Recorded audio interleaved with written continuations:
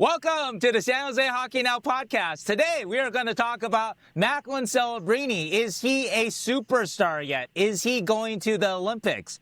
Also, we will talk about Michael Misa Sam Dickinson. Do we think that they will stay getting close to the 9 games? And finally, how worried are we about Yaroslav Askarov?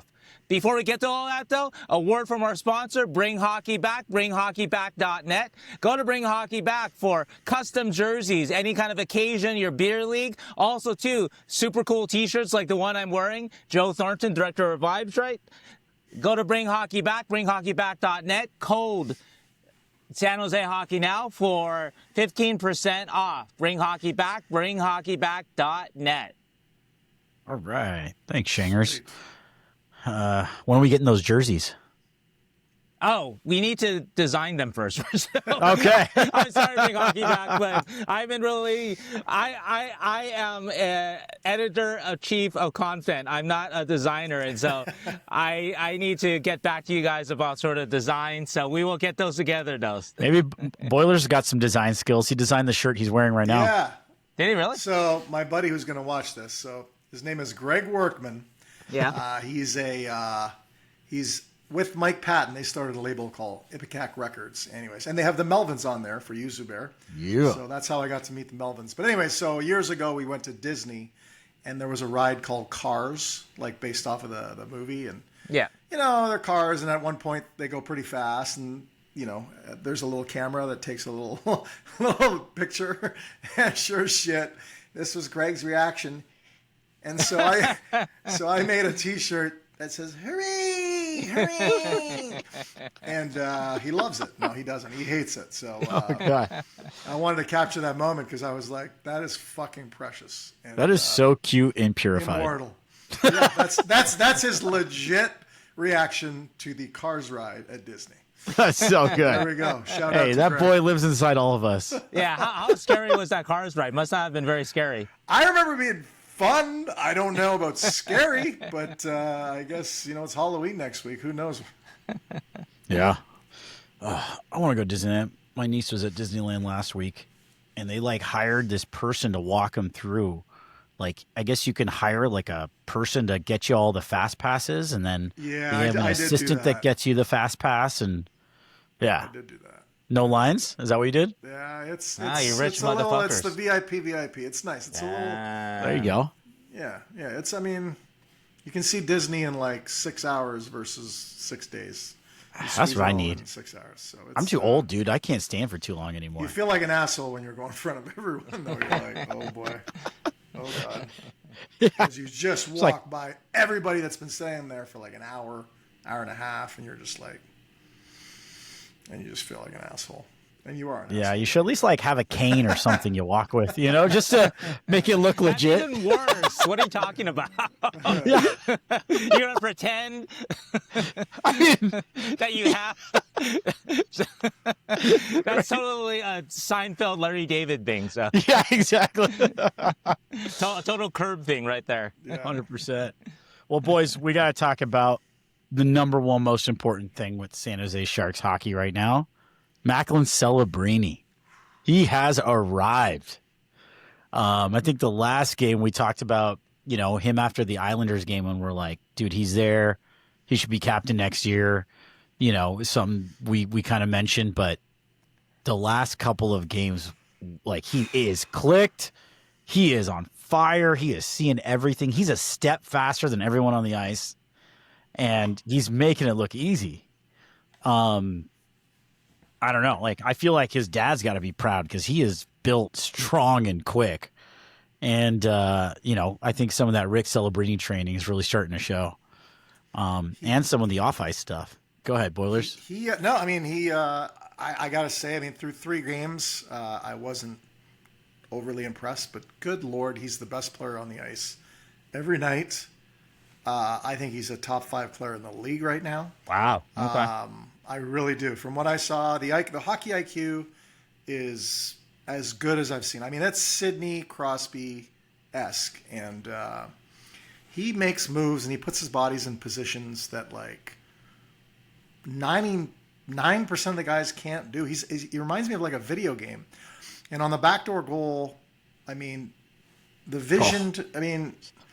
It was incredible, and he's making passes. He's making plays that I did the game from the game on radio last game, and I was kind of seeing from up top where you can see everything, which is the easiest place to see everything. And I was kind of almost wanting him to do something, and he was beating me to it. He was making plays that even a few times I didn't see from the best spot in the house. So he is phenomenal. He has been incredible.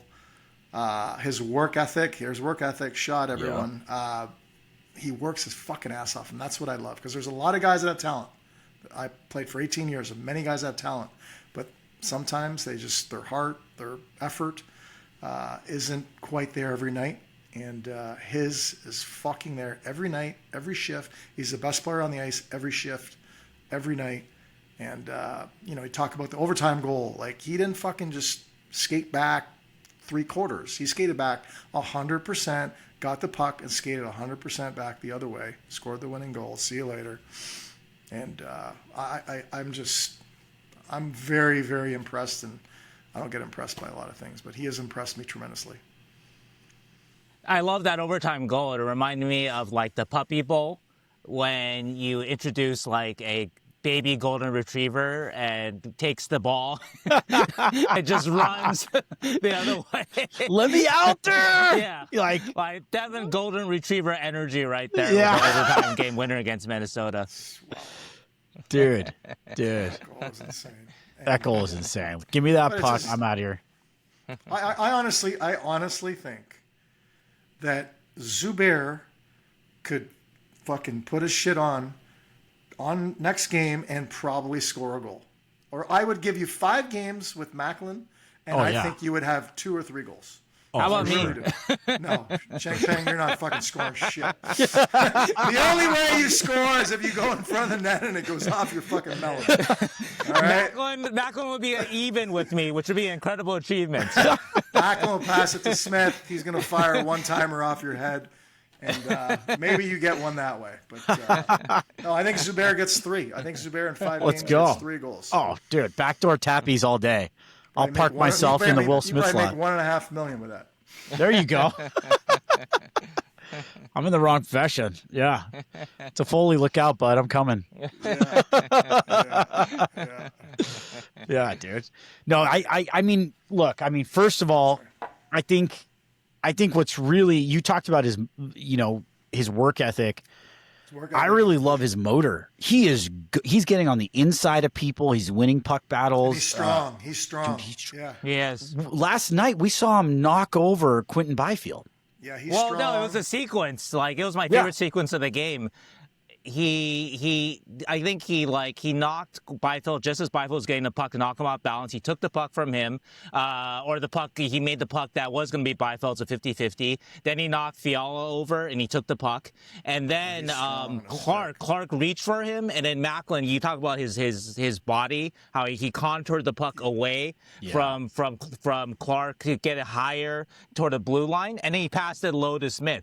Yeah. And that was just he's strong on the puck. He's a bulldog. He's a dog on a bone, and I'm thoroughly impressed. And we're very lucky to watch him every night. Oh, 100%. He's a special dude, man. You know something I like about his game too is if you see him up close, his head fakes are very I don't know if he picked those up from Lane Hudson when they were playing together, but he's got some dirty dukes, juking people left and right with the head fakes. He gets people to bite, kind of like Connor McDavid does, where he leans in one way, dips another, and he just that's why he gets those controlled entries so well. Yeah, and he I will say this. It's early. We're a season and barely the second season in, but he does. So far, knock on wood. Is there wood right here? There we go. Yeah. He puts his body, he protects his body properly. He's smart with the way he goes into the corners. Yes, absolutely. I feel like he's very smart, and that's good for longevity. As good as he is, if you're kind of one of those players that skates with his head down, going through the middle of the ice, going in the corner recklessly, as good as you are, sometimes, 2, 3, 4, 5 years in, you're fucking done because you're getting smoked 2, 3, 4 times a year. But not only is he smart with the way he sees the ice, but I like the way that he controls his body, and he doesn't put himself in harm's way, at least from what I've seen so far this year. No, you're 100% right on that. Actually, I never got to finish the story. I started it. I even interviewed Macklin about it a little bit, and he did the same thing. I asked Macklin, you don't seem to get hit a lot. And he said, knock on wood. And he actually knocked on wood. Yeah. But statistically, if you look at it, if you go to natural stat trick, you look at hits taken, it's not always the most accurate of stats because it's taken from NHL Arena. The people at the arenas, they judge it, so it's not always the most accurate. But if you watch it, you can tell that Macklin doesn't get hit as much as a guy should who has the puck as much as he does. Yeah. And that's a lot of it because, like you mentioned, like when he knows, he has a sense when he's about to get buried, he kind of moves his body out of the way so he doesn't take the brunt of it. Yep. And, something else that 400 games and 1,000, for sure. Yeah. And talking about his development, I saw 2 plays that I thought were interesting last night. One, for the first time ever, like, I'm seeing him know when not to make a play. He also has been able to, like, he skated into the zone, and usually I'd see him stop high, try to make a pass, turn it over. I saw him dump in the puck. Which I think is like early Macklin would never do that.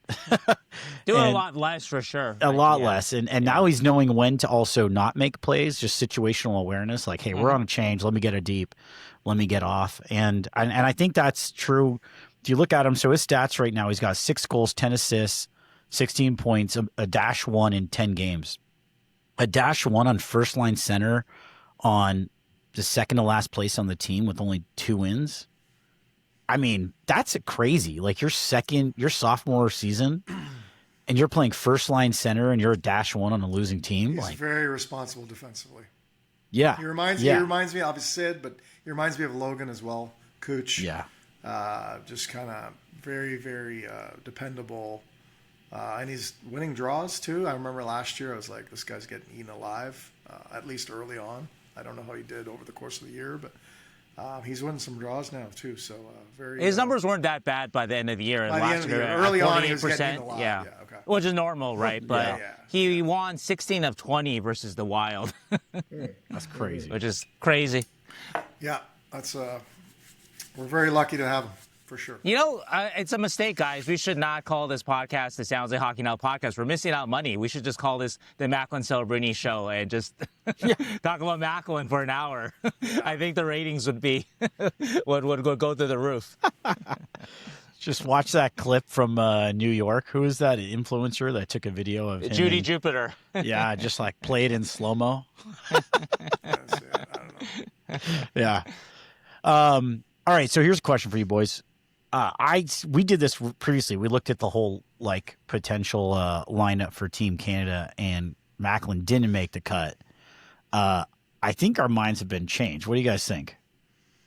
One thing I do want to caution is that it's just 10 games. After 3 or 4 games, there was. Let us overreact. This is the first good piece of news we've had in years. Fair. Well, the good piece of news was you won the draft lottery too. In 2024. Yeah. That was the good news. But it's just 10 games.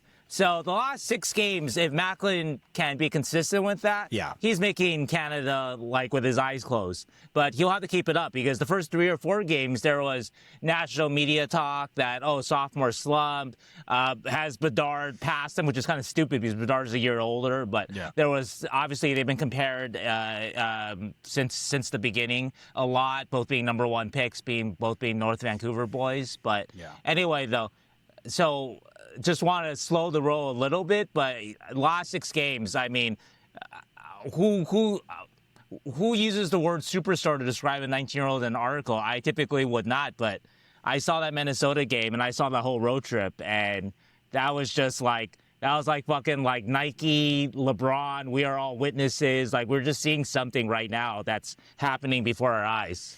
Yeah, and what I think he's going to make it too, but obviously health is right, another part of it. Obviously health, right? It's a big part. So what I like about his game now that maybe I didn't see last year or even at the beginning of the year was to make Team Canada. There's some big dogs that are going to be up there. You got Sid, you got McKinnon, McDavid, you got Point, you got a lot of, so sometimes, and at least I've seen in the past for other Olympic teams, you got some really good offensive players that just can't make the cut. They're really good, but they'd rather take a defensive type player in the third or fourth line that fits the role than take a really good offensive player, throw him in the third, fourth line, getting 7-8 minutes a night, sometimes 9 minutes a night, and it's a tough one. So with him, what I like, and I mentioned earlier, his defensive play is really good. I think he reminds me a little bit of Logan Couture, where he can kill penalties. You can trust him with the puck on the ice, and if he does end up being on a third line role type of thing, he could possibly be on the first line by the time the tournament's over, or vice versa. You start him early, he can put him on the third line. So I like him making the team right now, but obviously there's a long way to go. Health is going to be a big factor in all this by the time it's all said and done. So yeah, it's really important to mention that he tries defensively. He's 19. He's not perfect at it, but he always is trying to back check, always trying to be the right place, always head in a swivel like Dan talks about. Yeah. And so, I have nothing.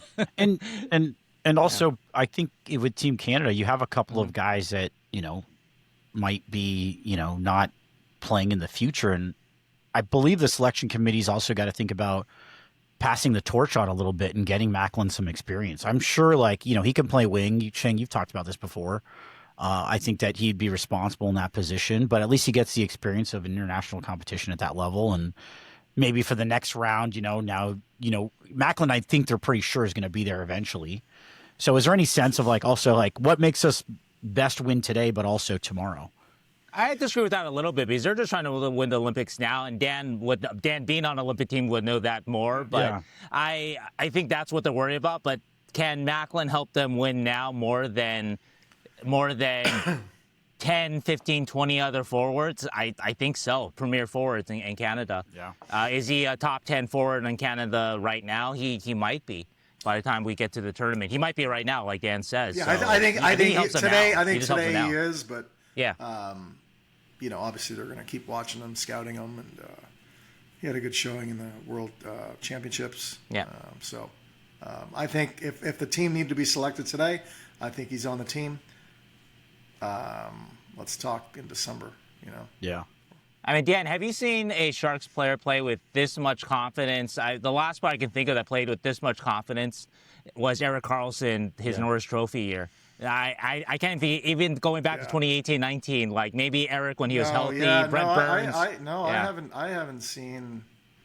I haven't seen this type of. Forget the fact that he's 19. I mean, he's dominant. He's playing a good fucking hockey. Every time he's on the puck, my dad would say in French, "Il est dangereux," which means he's dangerous. Like he's just a threat. He's a threat every time he has the puck. And I mean, Smith and Toffoli are good players in their own rights, but I think anyone who's going to play with them he's making everybody better. Yeah. He's making everyone better. Yeah. And there's so many details. One of his skills that I've always appreciated that I don't hear enough people talk about, his ability to catch pucks in full speed. Dude, he catches and receives the puck so well, and in his skates. That is a hard thing to do. And I think even yesterday when he was behind the net and Will Smith on that beautiful pass backdoor, Smith behind the net just gave it to him as skates. And I mean, Boilers, I don't know if you saw that, but it was playing. I'm like, dude, how did you pick that up? It was his outside left foot. And it's boom, up to himself. He kicked his heel out. All right. And, so yeah, I'm going to just popped in my head here. So yeah. The D-man, because everyone watches the podcast, right, Sheng? Yeah. Coach watches this. Coach watches this every night when he goes home. Plays it in front of the boys. Curses my name. So, we don't have your superstar offensive defenseman on the blue line anymore, but, I like Liljegren's game the other day. If you're on the ice with fucking Celebrini, jump in the rush every time. Every time. It's I was watching the game from up top, and I was like, I was getting like, I want to fucking make a comeback. I was getting fired up. I'm like, fuck, man. I could get to fucking 700 points if I could just be with this guy for 3 years. I was like, fuck, you know. So I want to encourage the D-man when I talk about like the Terminator the other day. When you're on the ice, you have this like scanning the ice. You know, like who are you with? Who are you playing against? Right? If you're against McDavid, okay, I understand. You're McKinnon. You're gonna, you know. But like if you're on the ice with this guy, and you get a favorable change against the fucking third or fourth line, you go. Liljegren, you got fucking, you know, any offensive defenseman that we have that's got a little bit of skill, like jump up in the play because he's gonna fucking find you. Are you noticing a bit of a latency in the D closing that gap when he's like, because when Celebrini has the puck to the neutral zone, dude, he's getting in the offensive zone. Mm-hmm. Right? Do you feel I I haven't paid a ton of attention now. I've been watching him so much. Yeah. I haven't, but you know, guys are going to earn respect, right? So I remember when I played, you know, if Sid had the puck or whatever, like you're going to respect the player that's coming at you. Yeah. And it's almost like, you know, football, if you've got the cheetah lining up against it, you're gonna back up because you know he's gonna roast you. So yeah, you know he's earned it, and I think I'll watch for it. But I would imagine defensemen that see him with the puck on a stick, you want to try to get your gap up. The coaches want that. Yeah, but he's gonna find some space there where guys are just gonna respect the fact that they're gonna have to, you know, and then the other side of the coin of that is that. I mean, I'm sure coaches are watching tape and they're going to start taking him away. And he's going to have to, I think he's smart enough. That's the thing. He's going to have to maybe find new ways to, even at an early age, at 19, he's going to have to like change his game. And because teams are going to start taking him out. Well, they were doing that last year. Last year in Tampa, John Cooper, he likes to hard match his center. He likes to hard match. If I'm coaching against him, I would even put what we used to call a shadow. He used to put John Cooper likes to do that. He likes to use Sorelli that way on the top centers. When that shit happens, you got to like adapt. But I think he's very smart, and I guess we're 24 minutes in. We're talking about Celebrini still. Well, right? So wait, I got to the first point, and then I have a question for you, Dan. Is for the first point though, Warsofsky I think probably drew it up, which I give him credit to. I noticed it yesterday in the power play. It's always, high drop to Celebrini, controlled entry in, dish high to a pass, drive low, spread the D out, set up your power play.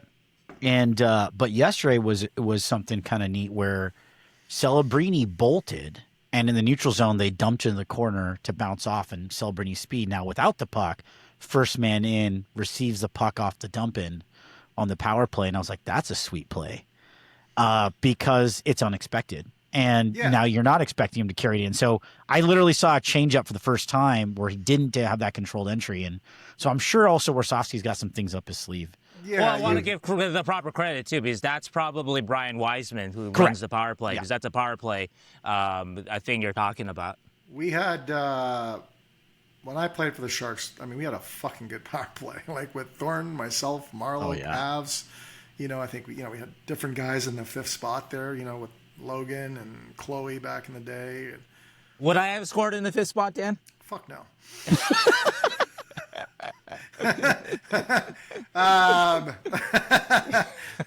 Damn, even on that lineup. No, like I said, off your melon, that's about it. In Tampa, before I get to the Sharks part, in Tampa we had more of a Torts would just throw us out there, and he had a big thing where he wanted like one cross ice pass, like he had one play set for us, and then after that it was on us, which I liked. But we had one set play. When I got to San Jose, Woody obviously and Todd McClellan, students of the game, and we had a lot of set plays. There was a lot of set plays at times. That can become a little robotic. So you have to. I like the idea of having one or two or three set breakouts, one or two set plays, and then allow.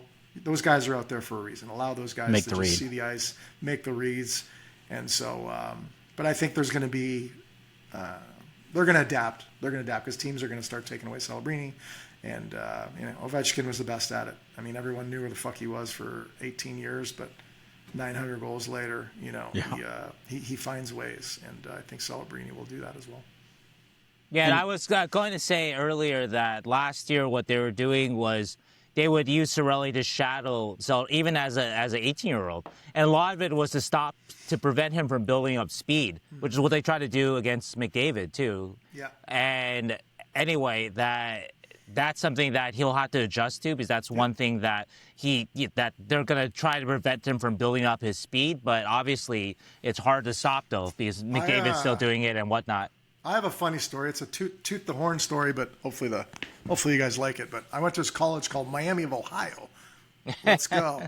And I had I had 4 pretty good years, but one year I was on a heater. I had 15 points in 5 games for a defenseman, right? So I forget which team it was, and they put a shadow on me. Ooh, so okay. It was me tooting my own horn here. But, yeah. So I'm in the offensive zone. I'm a right D-man. I'm at the blue line, and this guy's right beside me. If I went left, right, he followed me. So I just started skating. I left the offensive zone, and he fucking followed me.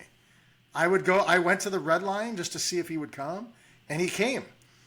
I wish I could see video of it. It was only one game, but I'm like, I was talking shit. I'm like, really? This is what you got to fucking do tonight? And then I fucking skated to the red line. He followed me out. I was just fucking around. He followed me. It was fucking unbelievable. Yeah. I mean, what the hell? It just popped in my head. Yeah. So, I mean, I don't remember how the rest of the game turned out, but I remember on one shift I skated out and he followed me out. Anyways, I thought it was relevant. Boyle rolls. Thought it was relevant. Have you ever in all your time playing, was there any team that you played on was if it wasn't you directly, someone on the team's shadow XYZ? Who was that person? Absolutely, yeah, absolutely. Yeah, no, I've been shadowed in the NHL, not to the point where it was that blatant. But I've had guys in my side pocket most of the game. They were just always there.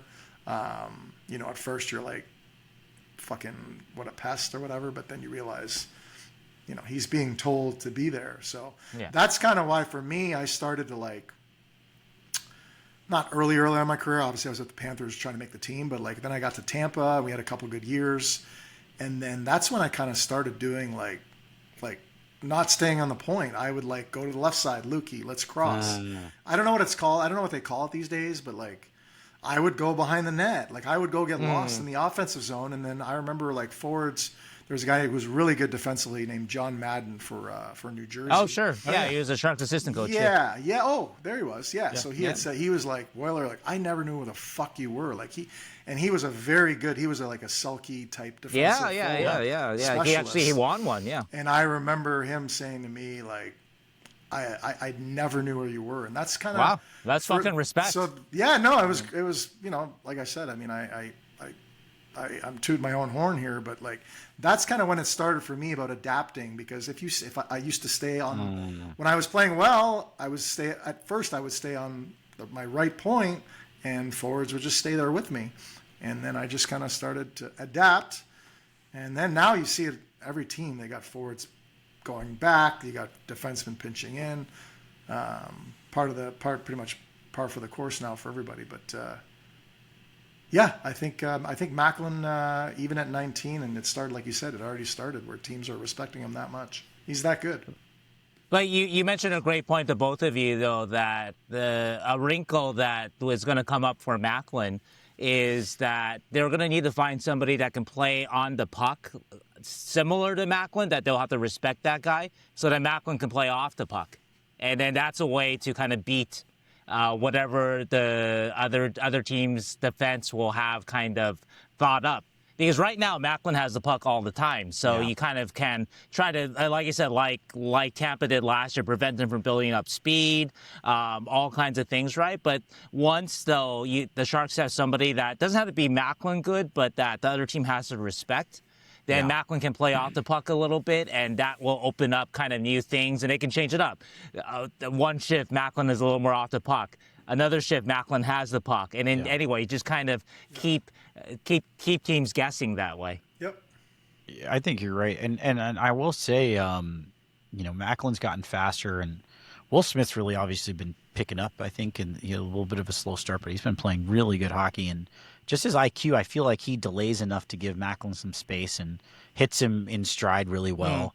But I do think, to your point, Sheng, that they need another person on line and that can keep up with the speed. And someone that can really, to your point, skate with the puck and skate hard, even off the puck at a higher speed. Because Toffoli and Will Smith kind of both set up back door. And with the playmaking ability and also Will Smith's ability in the boards, I feel like he's really good in the boards, actually, surprisingly. He's not necessarily strong in the boards, but he's deceptive in the boards and wins more board battles than you would probably guess with his size and stuff like that. Even that pass with Macklin's hat trick goal, he does like a little shimmy shake in the boards, ditches him high. Like, that's a good sneaky play in the boards. I'm just laughing because we're 33 minutes in and we've just talked about Celebrini. Yeah, right? we're supposed to talk about Halloween. That's all. It's okay. Yeah. I'm just laughing as I'm like, no trick, guys. Dude, Just he's a that treat. good. Because Macklin is that good. like so. 33 minutes in, we've talked about one player. This had to have happened to Macklin is okay. like the foot long chocolate bar you get at Halloween from the Rich House. So that's Macklin. I say let's switch it up. What else we got? All right. Well, so let's continue that and let's go into. We do have a main topic with Macklin, though, that we had to get to. We can do it later, though. We can talk about other stuff and go back to it if you guys want. Is that the superstar Yeah, thing? superstar conversation, yes. Okay, When so a player is Okay, voted- definition of superstar. when a player is get that voted out. by Okay. the other players in the league as the next base of the NHL, that's a superstar.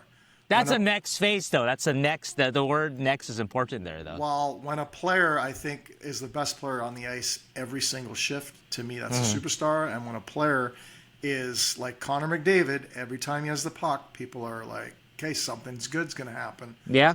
I feel that with Celebrini. I feel like every time he steps on the ice, I was on the radio. I wasn't happy. He hadn't played, I think after 2 periods, he had just 11 minutes or 10 minutes. And I was a little I'm sure shit happened. There was a reason, but he should be playing 22 minutes a night. And Sure. I think a superstar for me is somebody that every time he touches the puck, quote unquote, you're on the edge of your seat, and I think he's that kind of a player. I actually agree with that part of it. I wouldn't say that last year, all 70 games that Macklin played. I wouldn't say for the first handful of games this year, but since once they started the road trip, and you see him kind of stacking these games, and I think yesterday or a couple games ago, I was like, I just need to watch what he's doing because I don't know what he's going to do. I may be seeing something that I've never seen in Sharks history. And that's how good he has been in the last 5 or 6 games, maybe the Islanders game or maybe the game. But he's been just kind of taking off. It's just a player that and Dan, you would know this, but just a player that just is realizing how good he is. Yeah, well, I mean, confidence. He can do what he wants out there. Confidence is a big part of players taking that next step, and a lot of players will play in the NHL for years and never take that step. Your superstars will. At some point, something clicks, and not at first you're like, "Fuck, do I belong here?" And then after that, you're like, "Okay, I'm here," but and then eventually you're like, "Fuck this." It's not cocky. It's not arrogant. It's like, I am better. I am better than fucking you. Everyone across the ice for me right now. I am better than all of you. He's playing like that. And you're not going to fucking stop me. And you can say that's arrogant. You can say that's cocky. But I think it's confidence. And I think certain players, the players that I played against, there's many handfuls. But he's 36 minutes in. He's that guy. I like how Dan's like, we got to talk about superstar. something else. So let me talk about Celebrini's house. He's a superstar. Yeah. Well, Dan, since you bring it up, though, I mean, how many kind of superstars in this way do you think you played with then? Because That's hard. I mean, I honestly like when I look back in like recent Sharks history, like superstars, maybe Erik Karlsson at his best, Brent Burns at his best, Joe Thornton at his best. I think that might be it. Honestly, like Joe Pavelski, amazing player. Logan Couture, amazing player. Patrick Marleau, amazing player, but just didn't have that. Dan Boyle, amazing player. But Nolan was a superstar. yeah, we're going For a back hot a little minute. further, but Yeah. like superstar, I think is a very rarefied term though, and so I don't want any disrespect to you or any of the players I mentioned like that they're not there. Like superstar, I think is like maybe there's like a dozen of them in the league or something like that. It can't be your team generally can't have multiple superstars unless you're Malkin, Crosby in their prime or Draisaitl, McDavid. It so just isn't normal. So by this definition, just so I'm on the same page, doesn't every Sure. team in the NHL today kind of have a superstar? No, I don't think so because, I mean, I watched the Sharks for years. Besides Carlson, like, I wasn't hanging on – I love Mikhail Yeah. Granlund. I wasn't hanging on Mikhail Granlund, No, Jerry yeah, for Schiff, sure, or for sure. a lot of But not- players, right? Well, And like so- most teams. Like I'm not saying there's more than 12. Yeah, maybe 20. I don't know. Well, then that's what we talk about. Then do we narrow that down to, like, even more? So, I don't know. But anyway, Dan, what do you think? I think if you're talking, I mean, my definition of superstar might be different than yours. Yeah, of course. Yeah. I don't think there's one on every team. I don't even think there's 15 in the league. Okay. I think so you have. very I think. refined. I Yeah. think McDavid, McKinnon, McKinnon, Yeah. Makar. yeah, Sure. Me. I like Kucherov Sure. a lot. 100%. I've got Macklin there. Yeah. I could probably find between 5 and 10 players. Okay. That I would so this is a consider good question. Superstars, but then there's going to be other amazing players Right. that are Essential to winning, yeah. do the essential Panthers? and- Do the Yeah. Panthers have a superstar? Actually, good. I don't know. They might not. I don't. Per Well, this, they don't right now because per this, Barkov's hurt. per this Even with definition, Barkov. no. Per this definition, no, Yeah. Yeah. no. Yeah, But isn't that crazy? A lot of great players. They got a great of team, stars, but no superstars. but no. So, Dan, by your definition, I'd ask you then, how many superstars do you feel like you played with then? Based on what I just kind of like, Yeah. I don't know, and I'm going to piss off a lot of guys that I played with, but St. Louis, for sure. I just based on what I just talked about. The 5, 10 I mean, guys. look, yeah. Vinny, Marty, Richie, you got, Patty, Jumbo, Pavs, Logan. I don't know if I've ever played with that type of player. And But if you play with Macklin, though, you would be throwing your helmet on the ice for his hat trick like Ryan Reeves did. Yeah. He's, I mean, and yeah, shit. I mean, fuck. Season's early, but Yeah. we're still early. We're freaking out right now. We're overreacting. But based yeah. on these last 6 games, though. I love Okay. what I'm seeing. And, Okay, so I have that's what we're I have a talking about. follow up Okay. question because Sheng and I were talking about this earlier today, and it's just speculation. But Eklund had a great game last night. We were all watching the game. I thought Eklund Wait, had. can I interrupt you, Zubair? I Yeah. gotta ask Dan about one more guy that he played with that he didn't mention, but I think it could be up there. Is Pavel Bure? I knew you were going there. I knew you were Yeah, going okay. there. How'd you know that? I knew you were Common going sense. there. I knew you were going there. No, I don't. I mean, I think. I mean, that dude was putting up like 60 goals in the fucking dead puck era when people yeah, were putting up like 38. So, yeah, just saying. but he wasn't a two-way. Pavs was not a two-way. Okay. No, that's fair. Defense, That's very he fair. wasn't in the D zone. I will. He wanted no part about block. He wanted no part of blocking shots. Hey, but Playing like high, top playing 10, high, yeah. top 10 highlight reels of all time, though. Right. I mean, His highlight reels are if just- we're just talking like breakaways and breakaway Yeah. speed, Yeah. you know, Burry's going to be there. Yeah, Top 10 mixes. yeah, mixes exactly, 100%.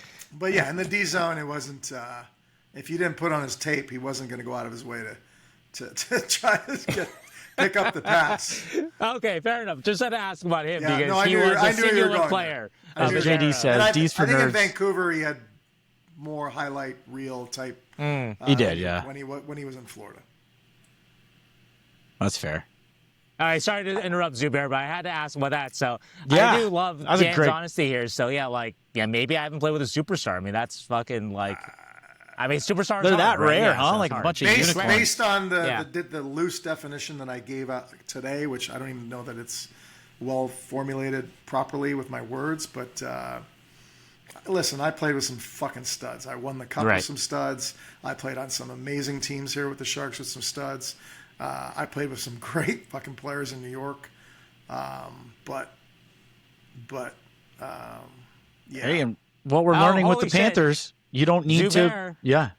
I got to interrupt again. I Yeah. thought of another one for Dan, another good one. Okay. 2010 Olympics. How many superstars were on that team? In your I mean, opinion? Sid. I think Sid. Sid. Sid okay. Sid is gonna be, when he's done here, he will be top 5, I think, best players of all time. Yeah. I'm not even sure he gets, and this is gonna be like, I hope I start, people are, a little fuck you Dan Boyle thing. Sidney Cruz Sid is not a Sid is superstar, unbelievable. Dan Boyle. He's unbelievable. But Yeah.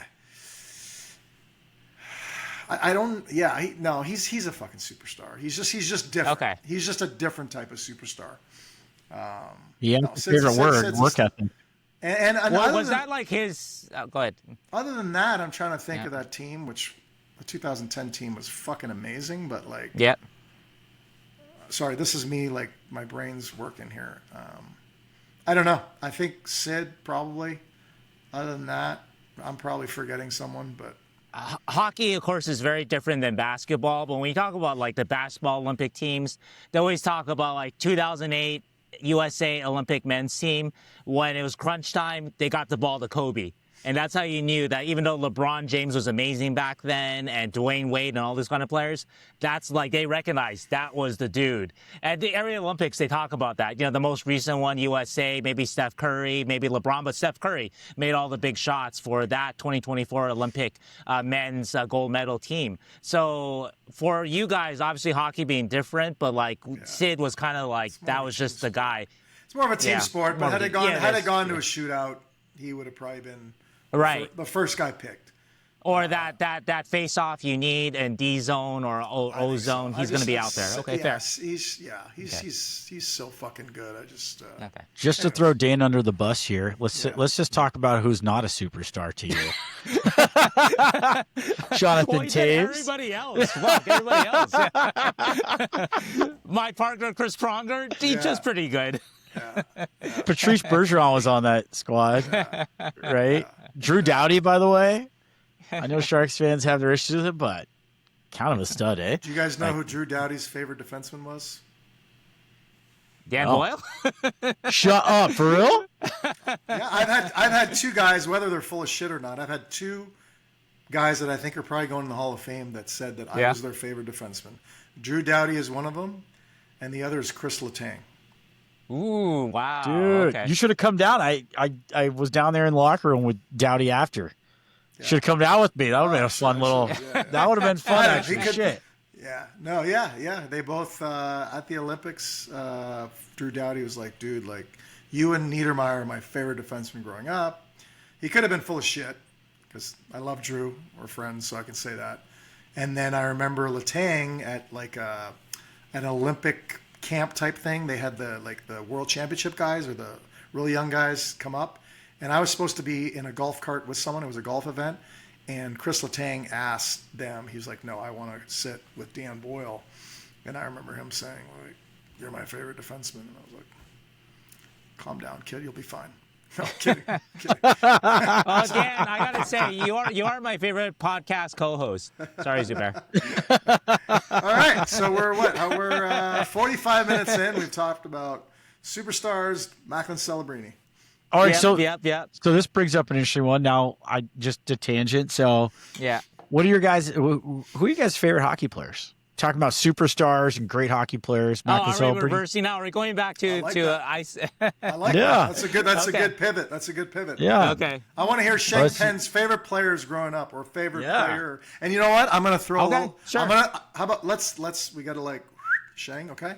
Okay. Favorite player And then, and because it's Halloween next week, favorite like scary, like enforcer, crazy type player. Okay. So Okay. how about one of each? Okay. So I got into hockey because of Wayne Gretzky, and I've told the story a few times. I was 6 years old growing up in LA, didn't know anything about hockey in the 80s, and I find on the news that the Kings have traded for the greatest player ever. And I didn't know what greatest player ever was or hockey, but once you hear, like, I was into sports though, so I was like, okay, what is this? And I see Wayne Gretzky, and they introduced him in the black, silver, and white Kings jerseys, and I was like, oh, that's so fucking cool. I would say though, to add to that though, that when I got into hockey more seriously as a fan, like in my 20s or whatever, that my favorite player was actually, and you would know him, was Adam Deadmarsh, because I liked a guy like that fucking like was just balls out, but still had touch. I did not have score. Deadmarsh on my bingo card. Yeah, I like players. I like players like that a lot. That's great. And finally, scariest player growing up is actually a Sharks kind of thing. Like, and this was growing up a Kings fan, but fucking Brian Marshman, man, rest in peace. He went for people's knees. He hurt people, but that was the game back then. So I respect that. But that was a player that I did not like as a fan because he did do those things. Okay. But I mean, everything you hear about him, a gentleman and a great guy, but like on the ice though, like, yeah, right. So anyway, so that would be my horror story guy or whatever. Zubair, what about you? When I was young, my favorite player was Larionov. Igor Larionov. He was a Shark for their greatest turnaround year, and then my mom and I would watch all the games together. I'd go to the games with my dad mostly. My mom and I. When he was with Detroit.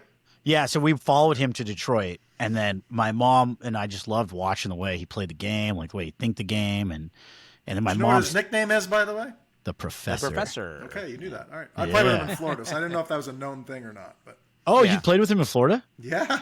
Oh hell yeah! All right, let me a quick Larionov story. Actually, yes, and then I'll let you finish. No, this is for you. This is for you. Sir. Yeah. So, which coach was it? I had 3 coaches in 3 years there, or 4 years there. So it was awful. It was either Keenan. Let me guess. It was Murray, it was Mike Keenan. No, it was Mike Keenan. Brian, not Brian Murray. The brother. Terry Murray. Yeah. And there was a Sutter in there.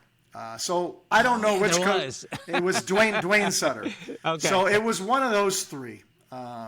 And talk about like world's worst fucking like pregame like talk. The coach came in. I can't picture who it is. Maybe it'll come to me. All right, boys.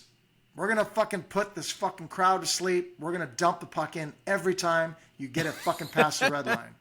Every time you get past the red line, I want the fucking puck. In their end, we're going to put this crowd to sleep. And we were home.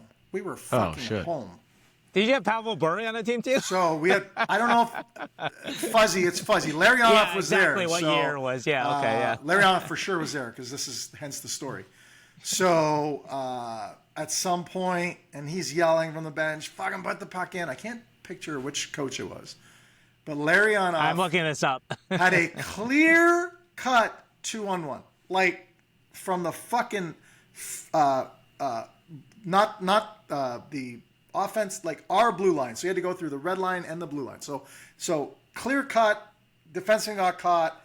Larionov has the puck at our own blue line. He skates down the ice. He's at the red line in a clear cut 2-on-1. And as a fuck you to the coach, he fucking hard rims it. It was awesome. It was fucking awesome. It was that fuck you to the coach, like fuck you. That's what you want me to dump the puck in? Here you go.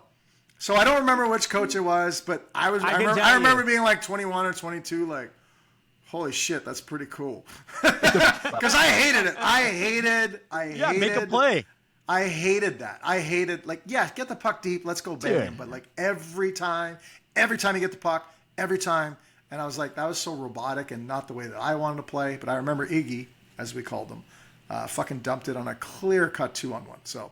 Anyways, shout out to Iggy. Fucking love that. Sorry to take over the story, but that's the best. Felt right. That's felt right. The professor teaching the coach a lesson. Professor. Oh yeah. I wish I remembered which coach it was. But Pavel Bure was 100% on that team. He played 82 games that year that Igor was there. I do kind of remember that Larionov went there and he lasted like 3 months there before they waived him or traded him back to Detroit. It was a shit show with the way. I forget who the coach was. I think it was Terry Murray, who actually had a lot of success there, but I don't know, for a reason. I he remember changed playing up. a good team, and he said, we're going to lull this crowd to sleep, and we were home. Yeah. We were home. Oh, We were in God. Florida, but he wanted to, I don't know, put the other team to sleep. Because Terry split that season with Dwayne Sutter, because Terry got fired. Okay, so anyway, so 2-on-1 dumped it in. So anyways, sorry, I love Zubair, that. That's one of my That's a adult great league story, chirps. though. Is anyone someone dumps it in an adult league? I'm like, what the fuck are you doing? Yeah. This is adult league. Make a play. Exactly. All right, so you had Larionov.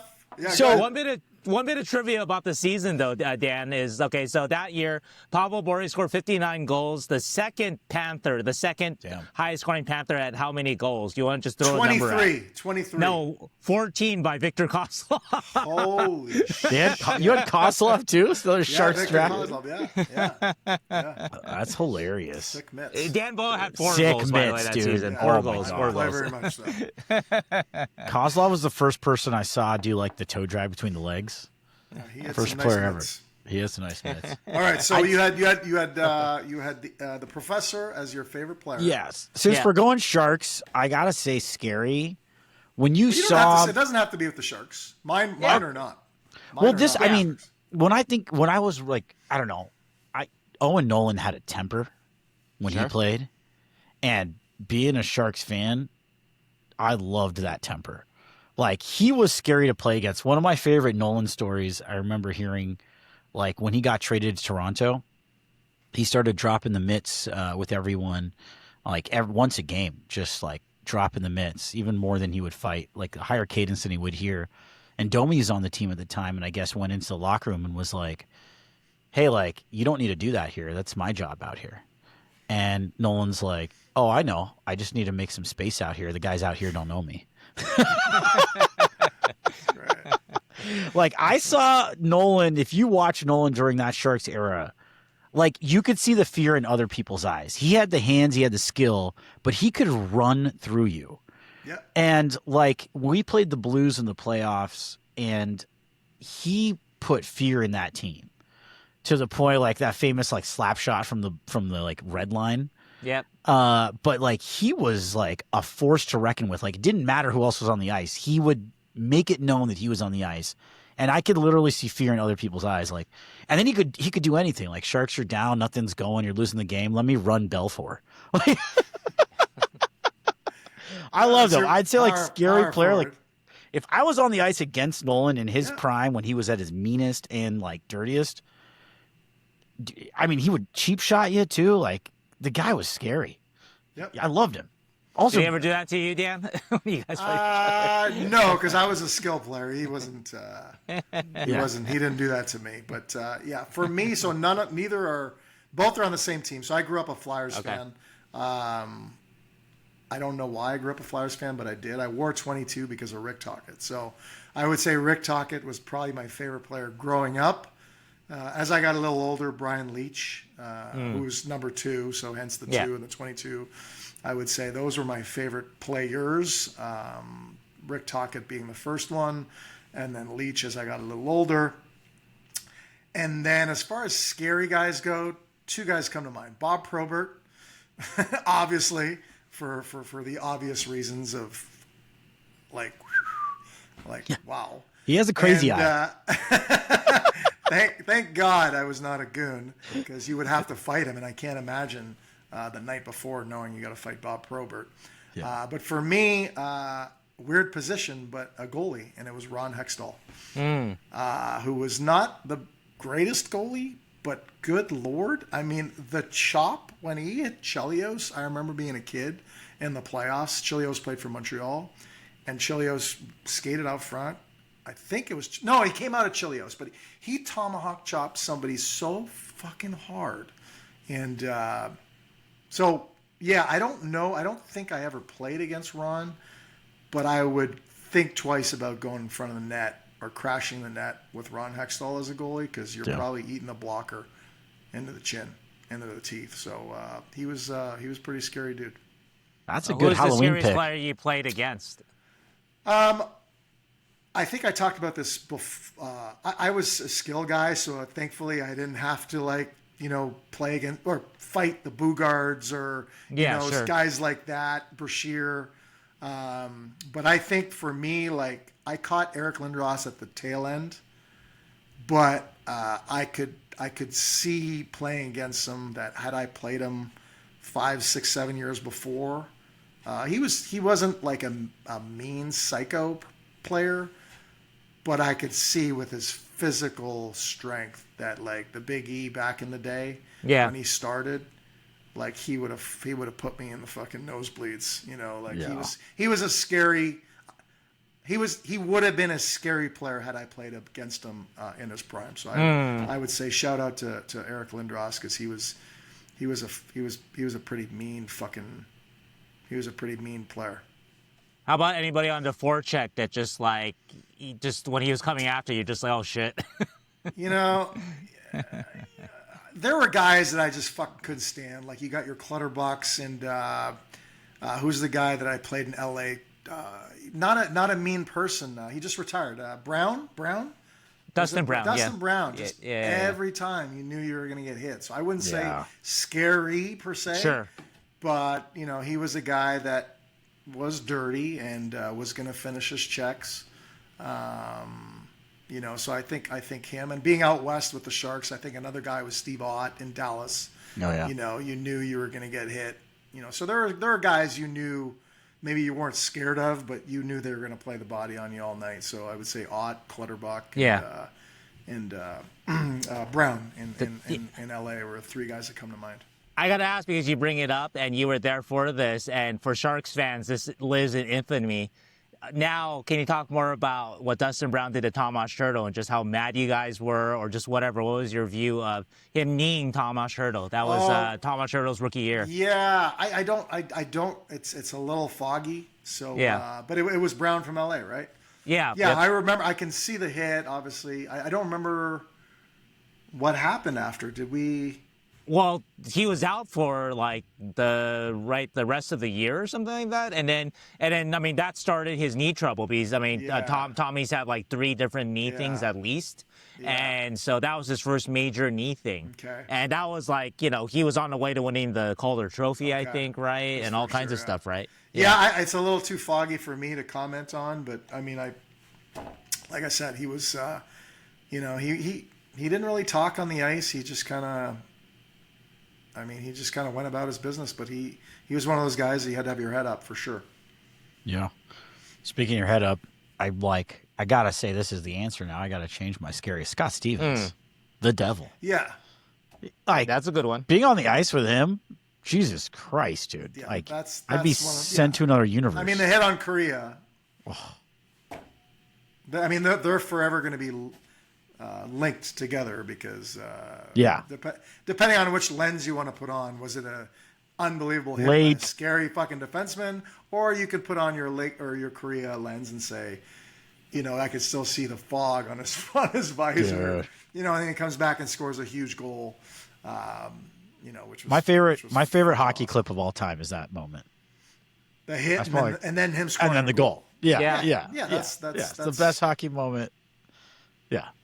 That's like Dan Boyle scoring on his own goal, and then fucking next game having a goal and first star. It's my second favorite moment. You know, and then Dan, how often do you get asked about that, Dan? All the time. Every time it's like, so I want to ask you a question.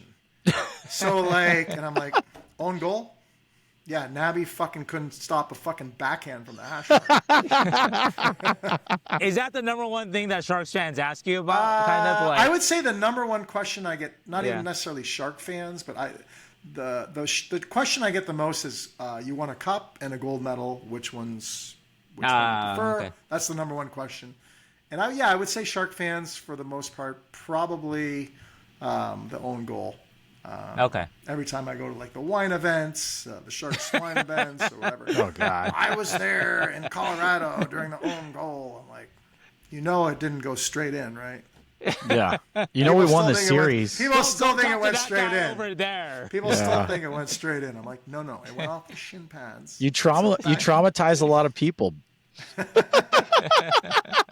We fucking grew though, dude. We fucking grew. We came together. I wanted to like bring the team together. Hell yeah. So I created a moment where we had to come together as a team. So complete tangent, but do you guys ever see Dodgeball, the movie? Sure, of fuck course. yeah. Who hasn't? Remember Steve the Pirate? It's like an insult. Remember Steve the Pirate? Yeah. Is yeah, that yeah, not Steve Ott? I have to that's a take my callback. phone Well, and I can check see this that. out. You though. have to check I it. can see this though, Dude, actually. and the Yes, first time my brother and I I haven't seen Steve Ott in years, but dude, I can I'm see telling you, this pull now, them up next to each other. I'm doing it right now. Yeah. It's fucking uncanny. It's like Kenny Rogers and Michael Bolton. Like they're cousins, right? So the pirate and dodgeball, right? Yeah. Steve the Pirate. Steve the pirate.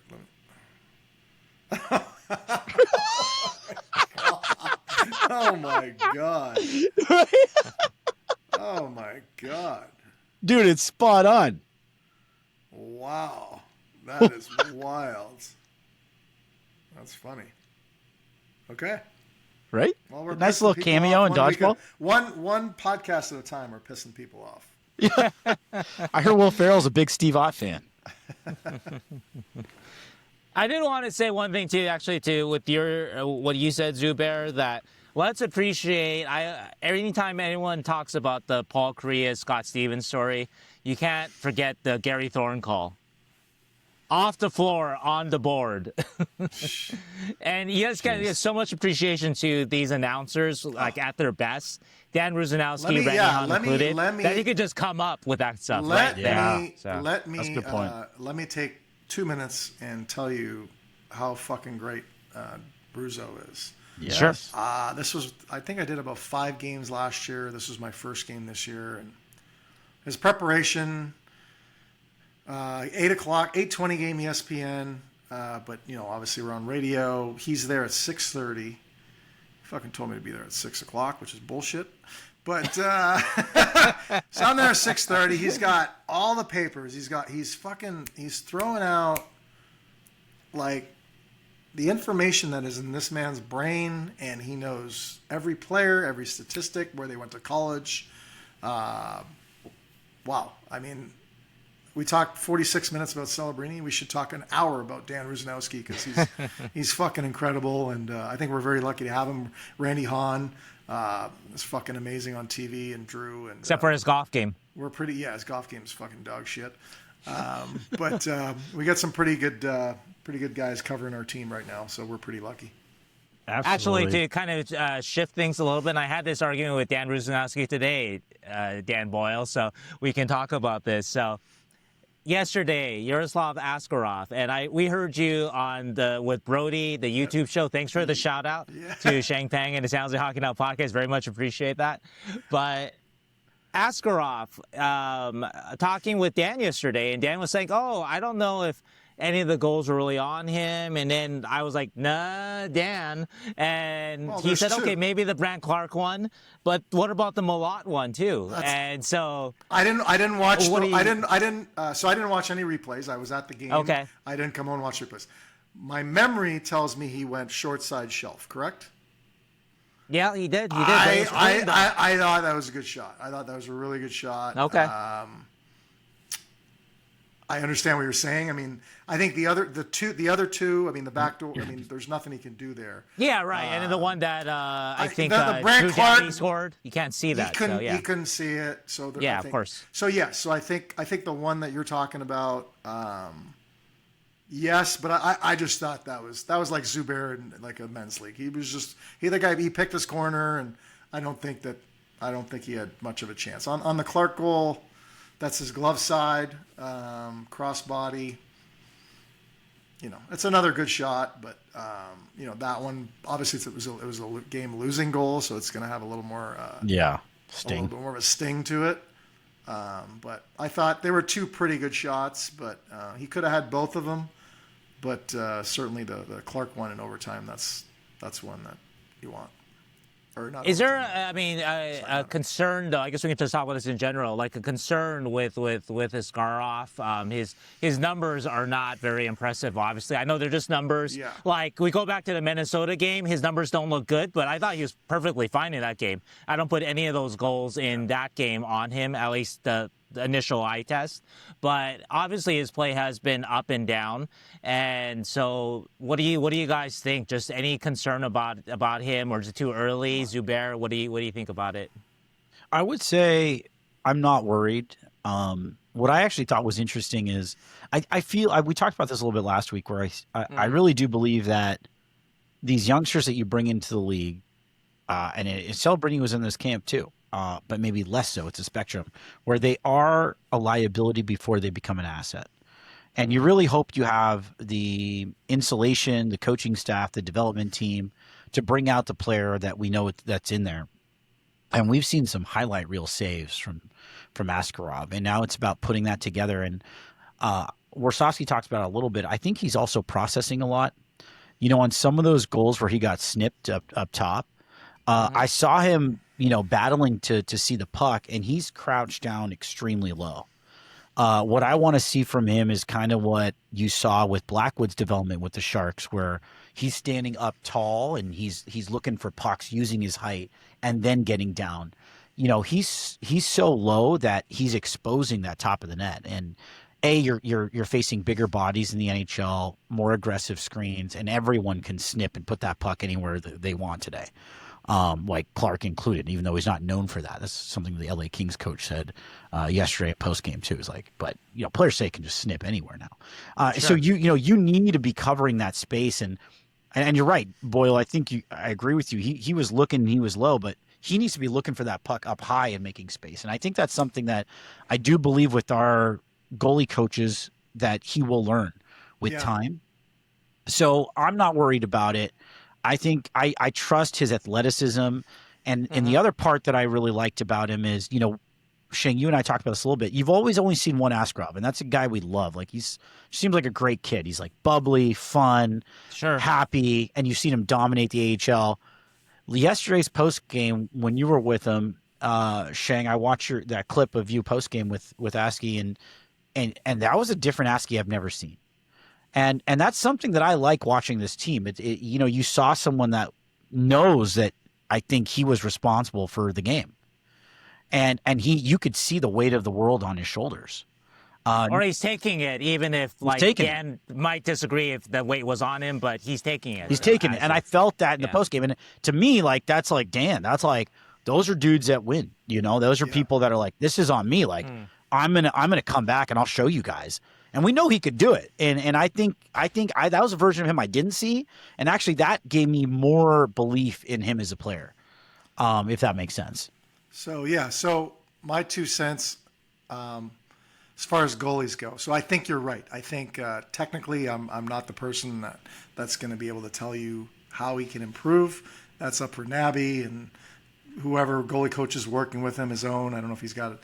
He may have to adjust the way that he's, in the AHL, yes, players are good, but in the NHL, players are fucking better and really good. So there might be certain technical things that he may need to change and alter.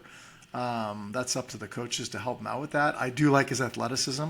One thing that I think is very important for a goalie, all right, and that is, I'm trying to say this right, you can't blame your forwards or your defensemen all the time. There are some goalies that will, like, not mentioning names, that will be like, what the fuck, and you don't want that. You don't want to be that goalie. That you want to be the goalie. Like Cam Talbot's a great example. Just never said a fucking word, and you wanted to bust your balls for. And I hope he's that kind of goalie. So you want to take the onus on yourself versus blaming factors around you. It's like, hey, I'm the goalie. I'm the last man there. I should have made the stop. You don't talk about the fact that it was a backdoor pass that there's no way you could have fucking made the save on. You say, you know what? I got to get over there quicker. So again, I don't know him. I hope he's that type of player. And he's still young. He's got very little experience. It's not like he's been around for 6, 7, 8, 9 years. So, and he's unfortunately been the goaltender of a bad hockey team. So, that's the numbers. I'm not at all worried about the numbers. I'm worried about the eye test. And from what I've seen the last few games, not early on, not at the beginning of the season, I did not like it. I did not like either goalie. The eye test was fail. But the last few games, I like what I've seen, and I do like the fact that he gave him 3 starts in a row, you know, and hopefully he gives him a few more starts in a row, because I think goalies want that too. I don't think goalies like the back and forth. I wonder if, maybe just give him the next game. I don't know if they won't do that, but like just give it to him like as a sign of confidence. I will say that it is, heartening to hear your analysis, Dan, of just even if we disagree on, maybe this goal, that goal, he could have stopped yesterday, but that overall you just liked how he just presented himself, or just that, you weren't as worried about him yesterday as earlier in the season, that from what you saw. Want to add, too, that what you said, Zubair, that I talked with Askarov after the Utah game. That was a 6-3 loss, a rough game for him, too. And he had this similar, actually, to what he was like after yesterday's game. Yeah. And I know people online are like, some people are mad at us for asking questions, and they want, let's get new reporters in San Jose or whatever, right? Some people are just like, oh, it's so awkward, these questions. He doesn't want to answer them. But I think, though, what I took out from his post games this year is that he knows when he played a poor game. In LA, you can see that he looked kind of crestfallen, shell-shocked, whatever you want to say. Utah is very much the same. And that's up on the San Jose Hockey Now YouTube. Look at it. Like, it's not that different. I ask him, I was the only one asking him questions, and similar kind of just like a little bit of like, I'm not sure what's going on right now. I'm trying to figure it out, guys. I know I'm good, but I don't know what's going on. I don't know why I'm getting beat kind of reaction. But you compare it to how he was after the New Jersey game, where he was excellent. 27 of 29, he stopped 27 of 29 shots, and his best game of the year. And he was regular Askarov. I actually wrote about that last year, that Askarov last year, he'd come into post games, win, lose, or whatever, and he was always kind of the same mood. I think because he knew he played well, and it's not a selfish thing. He just kind of knew, like, hey, like the goalie is a little part from the team, not in a selfish way, but just that, like, my game is where it needs to be. I feel good about it, kind of. He had that confidence. This year, that has been shaken a little bit. But anyway, you watch those 3 press conferences, I think you get a sense of he is telling you how he feels about his game in those press conferences. And I want to add one more thing about it, because some fans really hate that these youngsters are being put in the spotlight by us, the reporters. I talked with Jarl today, like, new day, new page. Like, I talked to him today. You wouldn't guess that the day before he was being quote-unquote grilled by us after a loss. He was in a good mood. That's what he's got to do as a player. Obviously, right after the game, like, you're feeling the emotions. Dan would know about this, right? You're being asked to come out. You got to fucking talk to the Sheng Pengs. You got to talk to the Sheng Pengs. They're going to ask you. Game. Exactly. No one respects you. Good fucking Lord. But the next day, though, you gotta come with a new attitude, and he knows. I mean, he said this to me actually today. I mean, I think it's fine for me to. I didn't like it wasn't like a public conversation, but he's like, he knows we have a job to do, and we had to ask him about something that happened in a game that mattered to the result of a game. So I think he understands that. And so, anyway, just so everybody knows, Yaroslav Askarov is fine. Yeah. And I think long-term, too, that, I think he's going to be fine. These are just kind of growing pains, and it happens. Let me let people that are listening, watching. Anytime you go in to play the next team, there's tons of information on the board. There's the lineup. There'll be things about each player, and then you will have most teams, I would imagine most teams do this, you will have a goalie, and there will be, I know in San Jose, we would have a picture of a goalie, and there would be little X's on where the last 20 goals went. So, some of them were everywhere. Some of them were like high glove. Some of them were low blocker. I haven't seen every game this year, but if there is a pattern where he's getting beat up high, which he did last game. Utah also, Right. So players are really freaking good. So if he's getting picked apart up top, that's where in practice, and again, I am not a goalie coach, so do not take it for what it's worth.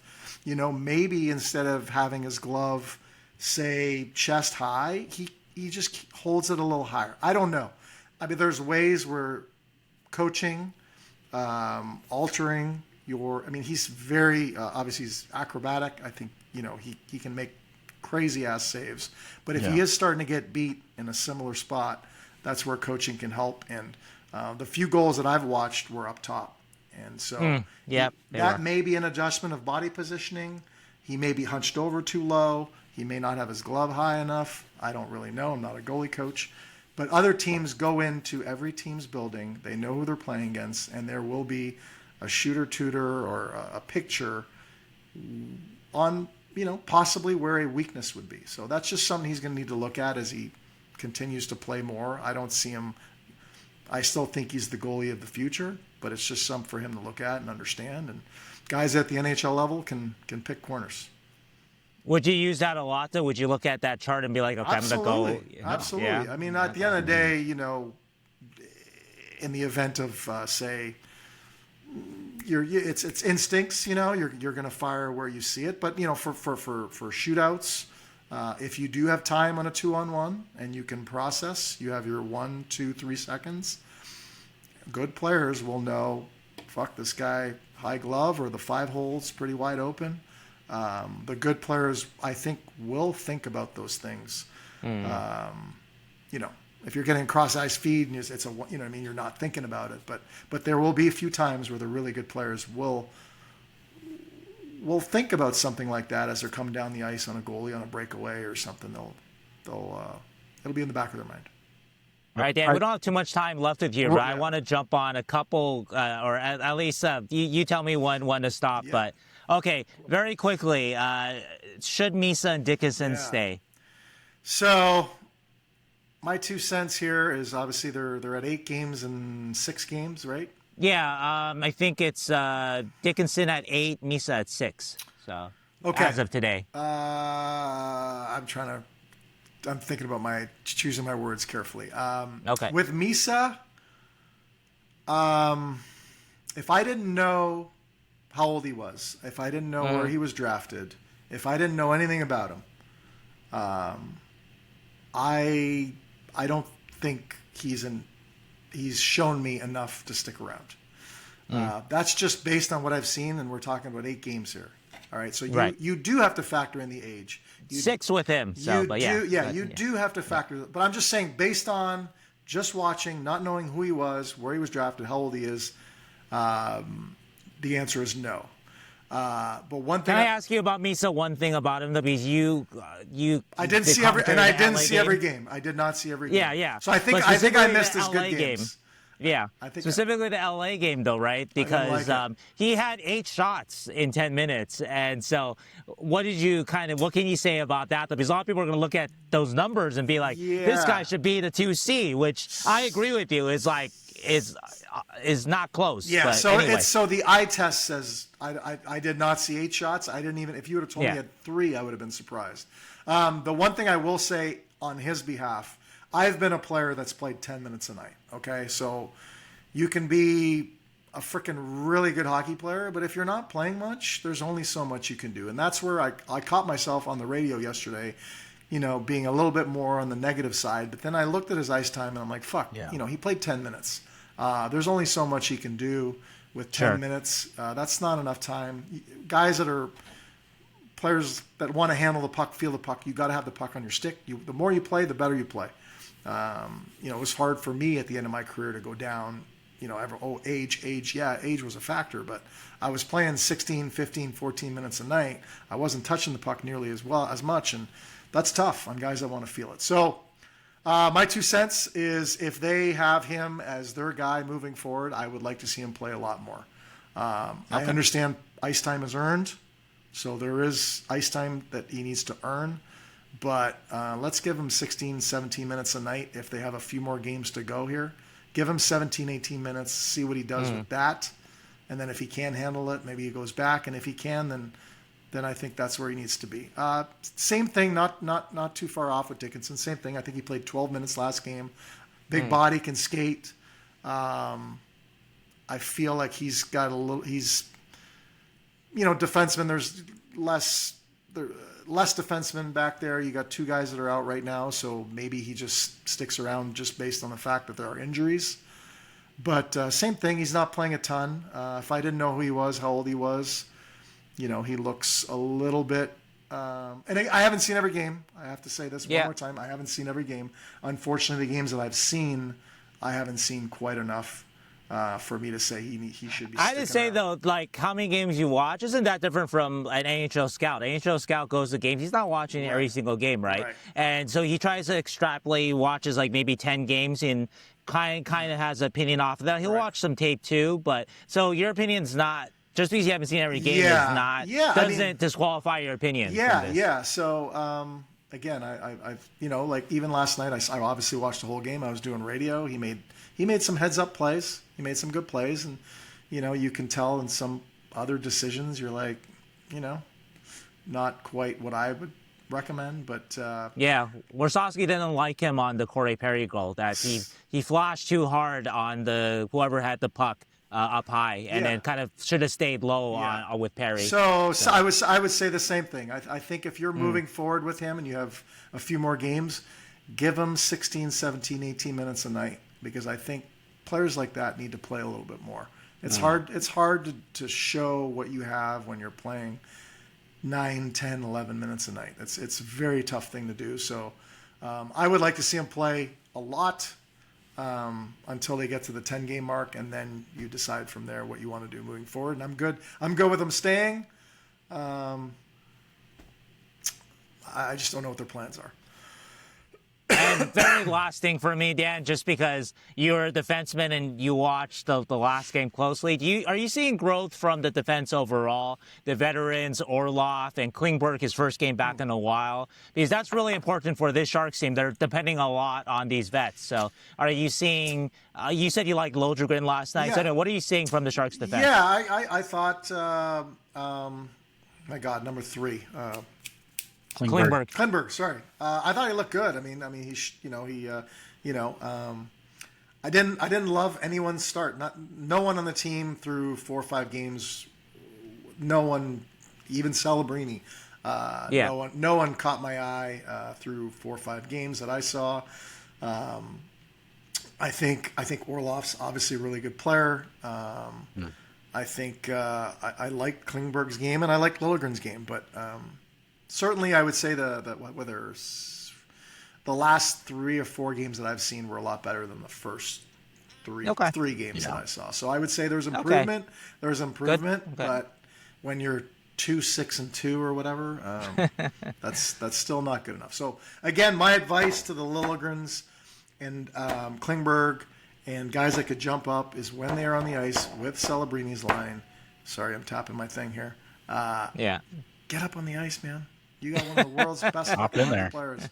When I played in Tampa, when St. Louis was on the ice, and Richards and LeCallier, when in San Jose, if Marlowe or Pavs or Jumbo, I'm getting up the ice. And if Jody Shelley's on the ice, and I fucking love Jody Shelley, but there's no need to jump in the play, because Jody Shelley's not going to fucking see me if I'm wide open or not. So fuck you, Jody Shelley, if you watch this. Don't make him drop the mitts. Yeah. I love Jody. He's the fucking best, but he couldn't fucking find me if I was wide open. I would have got to 650 points if it weren't for that motherfucker. You know what I mean? Like, know who you're on the ice with. Know who you're on the ice against. And if I'm on the ice with that line, especially, when you're down a goal or 2, that's when you go. Because those guys are smart, and Macklin's very responsible defensively. So I would be all over that. Teams should have electric buzzers in their gloves, so when Celebrini on ice, everybody, you know. You should know, man. You should know. I mean, he has the puck. You're watching it. It's been awesome. So, anyways, I'm gonna get off. Thank you guys. Fuck you, Jody Shelley. And, that's right, Jody Shelley. Dan Boyle said that. Greg Workman, hurry. And I would like to end this podcast for me and say if Zubair played on Celebrini's line, he would have 3 goals in 5 games. Let's go. Sheng You Peng, heard it. And 0. Sheng Peng off the post. 0. All right, boys. Until you, next bud. time. Ciao. You know what? That shooter tutor pregame notes on like goalies patterns of where they're getting scored on. I'm like, what if Tkachuk just has like chirp notes? So like every player, like, oh, you know what? This guy just went through a divorce. This guy just like whoa, lost his little dog. Close to home there, Zubair. I was saying, chirp notes for this podcast. Like, that's a little rude, all right? Just like Kachuk's ready to go, like whipping them out. Like I could chirp anyone right now. I would believe if Brad Marchand had a cheat sheet of if he had a little sheet of just little things he could say to people. Yeah, right. Did you hear about? Did you watch the Amazon Prime like All In, like behind the scenes whatever NHL show they have? No, I haven't seen it yet. So they have this sit down with Tkachuk and Marchand, and Marchand. They show a clip of when they were up against each other after Sam Bennett had like concussed Marchand. And Marchand's like getting ready to leave, I guess, or jumping off the bench. And Tkachuk skates by, and Matthews like, I've never seen a captain abandon his team like this. And then Marchand's like, I've been chirped a lot, but that one stuck with me. Like, just like, because Marchand, he wants to be there, but yeah, concussed that bad. And I was like, Matthews got some great chirps. Like, Marchand's got him, but Matthew got him. Like, gotta have a list. You gotta have a list, exactly. Just like a goalie, just like recent events in this player's life. This guy's got a bad credit score, gambling problem, like. So, all right. So, yeah, a couple of interesting things, I guess, to wrap up here. Yeah. I want to get your thoughts too on the Misa Dickinson question. Anything? I just wanted to make sure because I knew Dan was jumping off show a little bit, so I don't know people wanted to hear his thoughts on some of these things. But any thoughts you have on any of these things or anything else? Yeah. Sharks related. Yeah, nothing too much more to add to Misa and Dickinson. I see the same things. I would say I see more progress in Dickinson's game than I do in Misa, but it goes back to the same thing. I think the Sharks have these wonderful players with extremely high ceilings, and everything that Dan had said, I felt the exact same way about Will Smith last year at the beginning of the year. I was like, he doesn't deserve to be up here. I think Misa's been better than Will Smith through 10 games. Yeah. I don't know if that's a fair comparison, but I think he has been. Yeah. I think you're exactly right, Sheng. And so to me, I think there's no reason to hit any panic buttons or freak out. I mean, the Sharks are playing better hockey as a team. First 5 games to the last 5. And last night was the first game where you saw, and again, the results may not be there. And we talked about this, in the Islanders game too, but they're starting to take control of the game. I'm seeing clearer breakouts. I'm seeing more zone time in the offensive zone. Just everything's looking better. Offensively, they're clicking.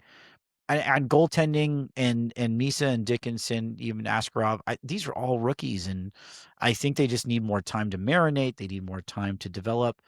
And Sharks don't necessarily need points. The only thing I did say, which is why I brought up the Wenberg thing too, other than like his reason why he should play overtime, was I do think that not getting wins makes you doubt yourself, like psychologically, and as a team can create like a big mess. So I do think you need to start winning games just for the camaraderie and belief in yourself, which I think is important. But I think that they're becoming less and less of a liability every game. Overall, obviously there's going to be slight regressions, but if you zoom out, I see, not game to game, but 5 game to 5 game, 10 game to 10 game. I do see even in Askarov, he had a bad game last night, but last 5 games compared to the first 5, he played 2 or 2 and 3 or 3, but he's looking better, the back 3 than the first 3 overall. I would say.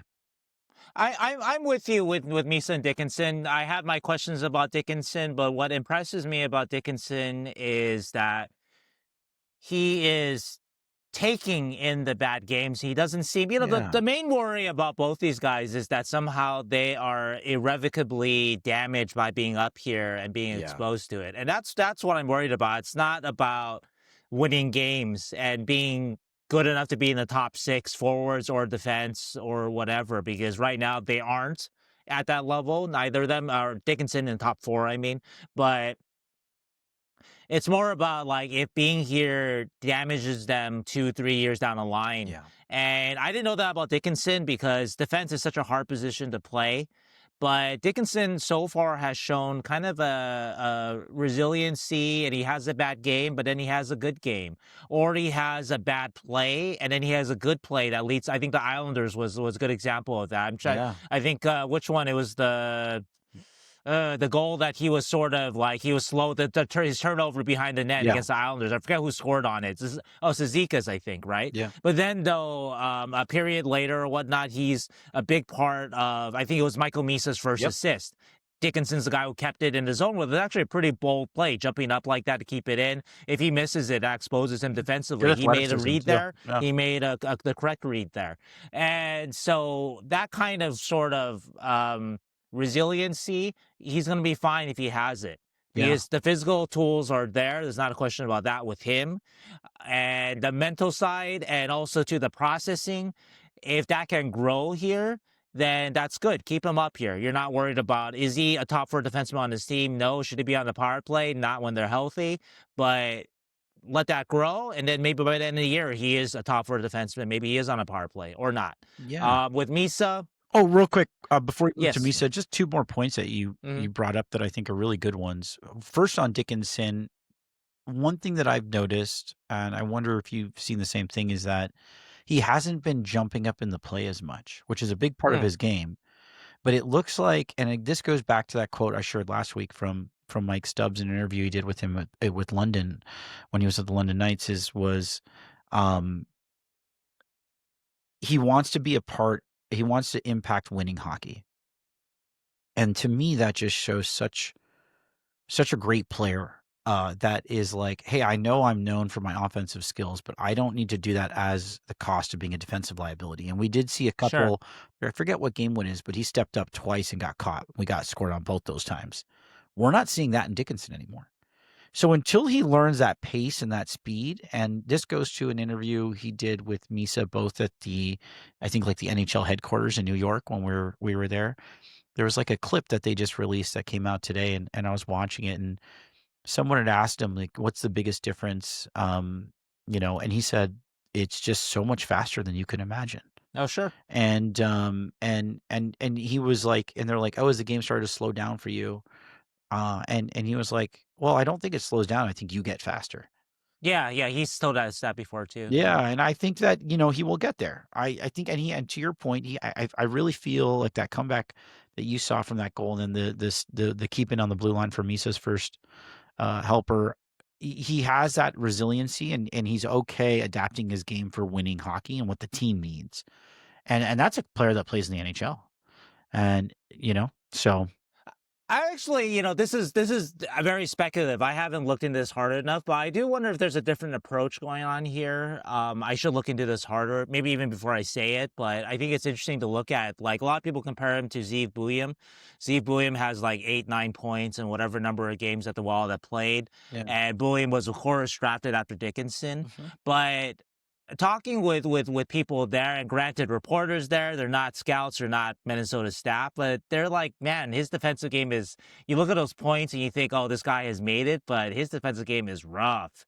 And so maybe Minnesota's taking more of the approach of let him go. And that's what actually, when we talked with Brock Otten over the summer, that's what sort of his thinking, right? Brock and Will Scouch, that a little bit of just let him go. Sam Dickinson, right? But maybe, though, there's an argument for, no, let's teach him how to play winning hockey first before we let him go. Yeah. And so I wonder which approach wins out. And maybe it's a player-to-player thing, or maybe both approaches work as long as the player is cerebral enough. So, like, letting Sam go would work, or kind of corralling him. But I'm just kind of curious about that. That's something I'll need to look further into, that I wonder if there is a slight difference in approach in how the teams are handling these guys. Obviously, different players, too. I think Zeev Buium is sort of a bit more of an offensive, throw out Dickinson CHL points, but Buium is more of an offensive oriented, his points weren't as dependent on his physicality, which Sam, being bigger and faster than everybody in his league, was, a big part of Sam's production because he just was that much physically dominant. He's bullying younger kids last year in with the London Knights.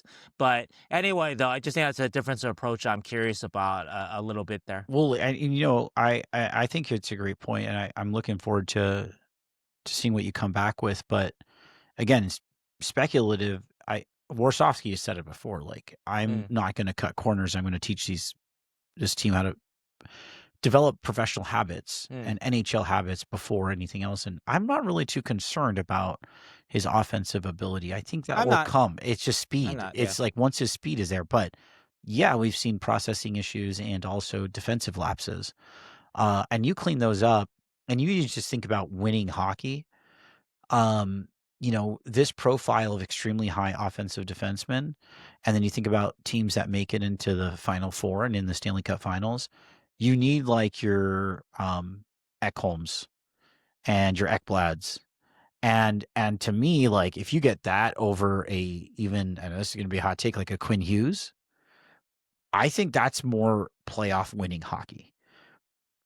So yeah, maybe. Yeah, I mean, there's an argument to be made. I mean, I think there's a place for all those guys on a team, but though I see what you're saying. So like that comp, and obviously that comp is gonna exist forever because the Sharks picked him, one before Bouillon, and a lot of people want to Bouillon, but I don't think that points alone is a fair comparison between the two players, especially right. No, and I totally agree, especially this early too. Yeah, so I'm not concerned at all about that. And if Sam Dickinson becomes a 40-point two-way monster, yes, and Bouillon is a 60-point, but a little more, you can't use them on a PK or whatever, I think you can argue that the Sharks get the better end of that. So, and I think that's the Sharks' calculation too, that they pick the guy with maybe a lower offensive ceiling, but physical toolkit, higher defensive two-way ceiling. Yes, exactly. And if you get that in return, I think the Sharks win that pick. All day, and that's my point. And I think deep playoff runs is really going to tell that. So we'll keep the comparisons going because they're fun. But like because we got to have some hot takes on this show. Gotta have some hot takes, but I think playoff runs, when we see what is championship hockey, I don't know. I'm liking if we're developing Dickinson the right way, I'm taking Dickinson. Yeah, I don't mind it. And then to move to Misa too, I think with Misa, look, he's clearly physically outmatched in this league. If you're not seeing that, like, I have to say, like, this is what Dan Boyle was. I can not put words in Dan's mouth, but that's. We were chatting with Dan in between periods late last night, and that's kind of what we were saying, that this is a guy that is physically overmatched by this league. But that's okay, though. Yeah. Will Smith was physically overmatched by this league. He survived, and that's the word. I actually would use that word with a scout. He's like, oh, that's the perfect word. Like, if he can survive, he can get better. Just like Will Smith did, just like I thought William Eklund could 40 years ago, to kind of bring that argument back into surface. But anyway, though, so Misa, I think that he's smart enough to physically survive. I think that he plays a position where he doesn't need to be physically overwhelming. If Michael Misa was the defenseman, there is no way you keep him up here. There's no fucking way. You're just you are hurting Michael Misa there if he was the defenseman. But because he's a forward, you can protect him a bit. And I wonder if this is going to happen eventually. But today, William Eklund sat out with a maintenance day. And they popped Michael Misa on the wing next with Wenberg and Kurashev. And I'm not saying it was a maintenance day. Eklund is healthy. He's going to play tomorrow from everything that Warsofsky said. And Warsofsky himself said, don't read too much into it. But let's be honest, though. If a guy is physically not able to kind of withstand, like Will Smith last year, what do? You move him to the wing. That's just normal. That's why in the off season, when I was doing line projections, every time I had Misa on the line, I included Misa in the projections, I put him on the wing because I think that's a good chance where he's going to end up. So your prediction of Misa 2C, I don't know. So that's not. Hey, it's still early. It's still early. But I will say, right now, I agree he is being out-muscled. I Yeah. see some timidness in his game, right? Sure. Rightfully so. Absolutely. You kind of have to be a psycho to not. Right. And also, I'm also seeing his.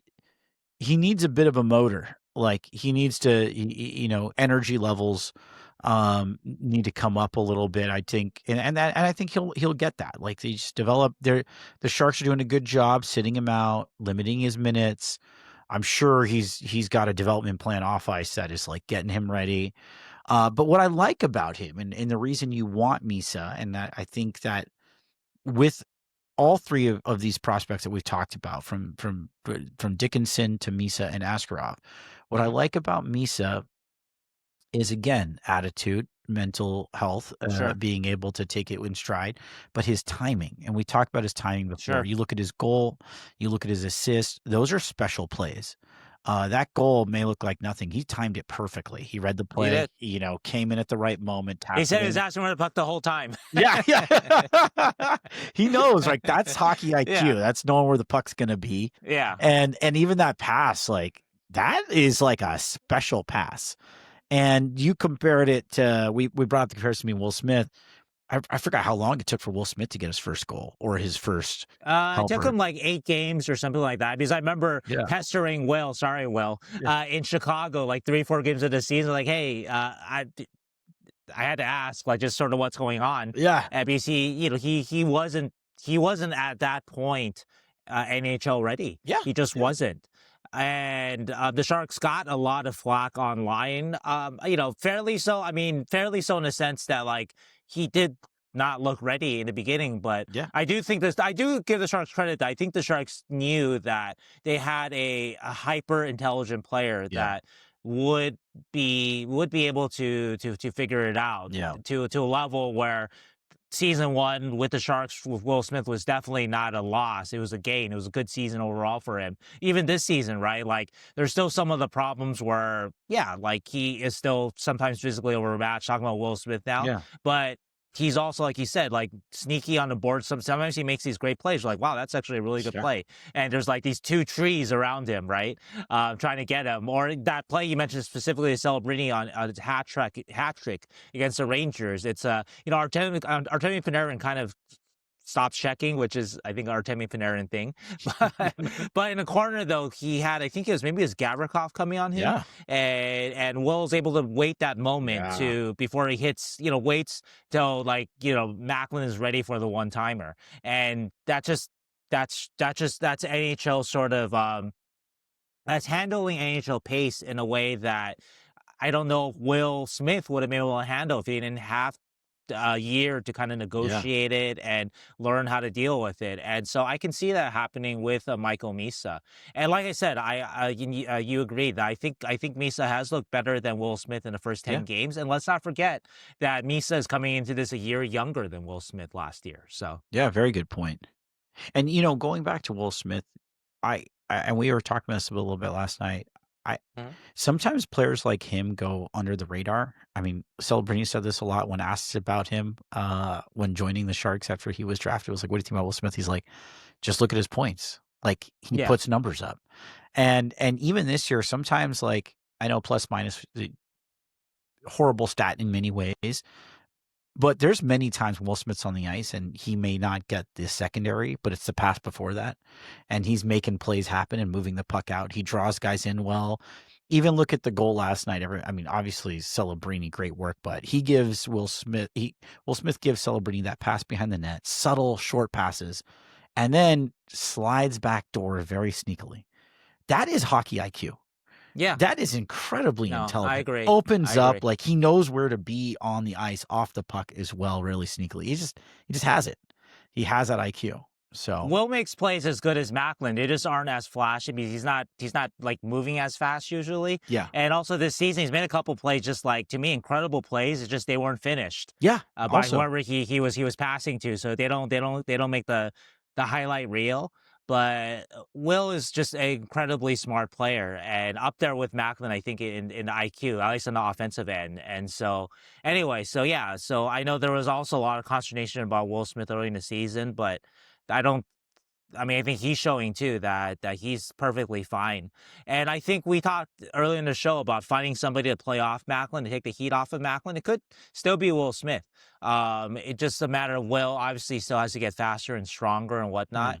But that kind of actually kind of a little bit of a not thunder and lightning kind of duel, but Macklin has obviously got the golden retriever energy, go, and Will Smith kind of slowing it down, that kind of change of pace, kind of a change of pace using a football term, change of pace kind of back, that there's something very effective in that if, Will Smith can kind of keep developing at the rate that he's developing. And it might be year 3 or 4 when Will hits his prime. Macklin is special. Macklin looks like he's kind of hitting his prime right now.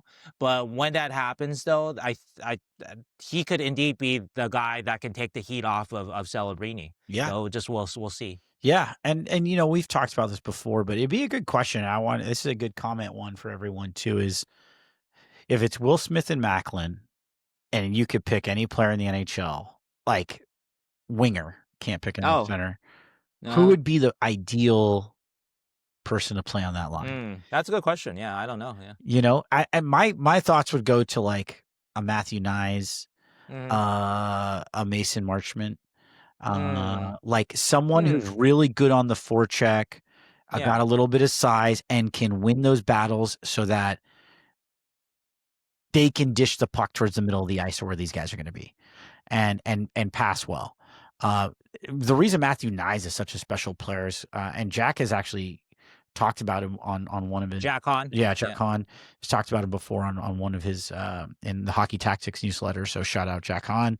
Has a great piece on like what makes a good complementary player to superstars. Something else we talked about today. And there's certain players that are great complementary players. I don't think you necessarily need like another high motor full guy. Like you need a high motor, but someone's going to forecheck, get into the boards, and win that puck to these guys, so you can see more of Macklin's shot and things like that. So I don't know. It's a good question. Let's hear in the comments as well. Who do you think is the best line mate? I don't know. I haven't thought of the right answer yet. Like maybe you want like a shooter, but like a prime Alex Ovechkin or something like that, or even like a little bit younger Tyler Toffoli type, right? So I don't know. That's a good question. Yeah, it's a good question. Yeah. We'll throw it in there. Let's see what people come up with, and then we'll keep thinking about it too. But yeah, I think it's a good one. All right. Cool. Anything else on the first couple of games? Finally strung together at least a couple of wins. Anything else you want to talk about from the Rangers game or Minnesota, New Jersey? I think I'm still wait and see on a lot of it. Like, I think that both Tyler Toffoli and Alex Wennberg, so speaking of veterans, maybe a little bit slow starts this season, but reasons for it too. And so not looking too hard at it. The veteran defenseman too, like Dan Boyle said, that did struggle at the beginning of the season, but I think that like Orlov in particular has picked it up. Yeah. And I was really interested in what Dan said about Klingberg, because I know the fans online really giving it to Klingberg online. I'm not really sure why. I thought John was pretty good last night. I think that end of the game, I think he may have given up the puck on a 6-on-4, but that happens. He's trying to make a play. It could happen to anybody in that situation when you're trying to force offense. But for me, though, watching Klingberg, like that first power play that they had, he was moving the puck fluently, and he was doing it at really just a high level in terms of just absorbing the PK and waiting for that PK to take an extra step toward them before dishing it off. And that is so valuable because that buys whoever is getting the puck from Klingberg more time. And he's just very sort of, very poised with the puck.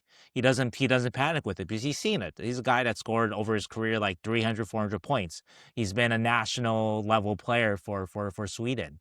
So he's a guy that's seen it. He may not be the John Klingberg of old, but I'm okay with this so far. I'm not sure how long it's going to last. I'm not convinced that he is the answer there, but I'm not down on him like everybody else was. And so, yeah. So I don't think Dan was either when we talked with him.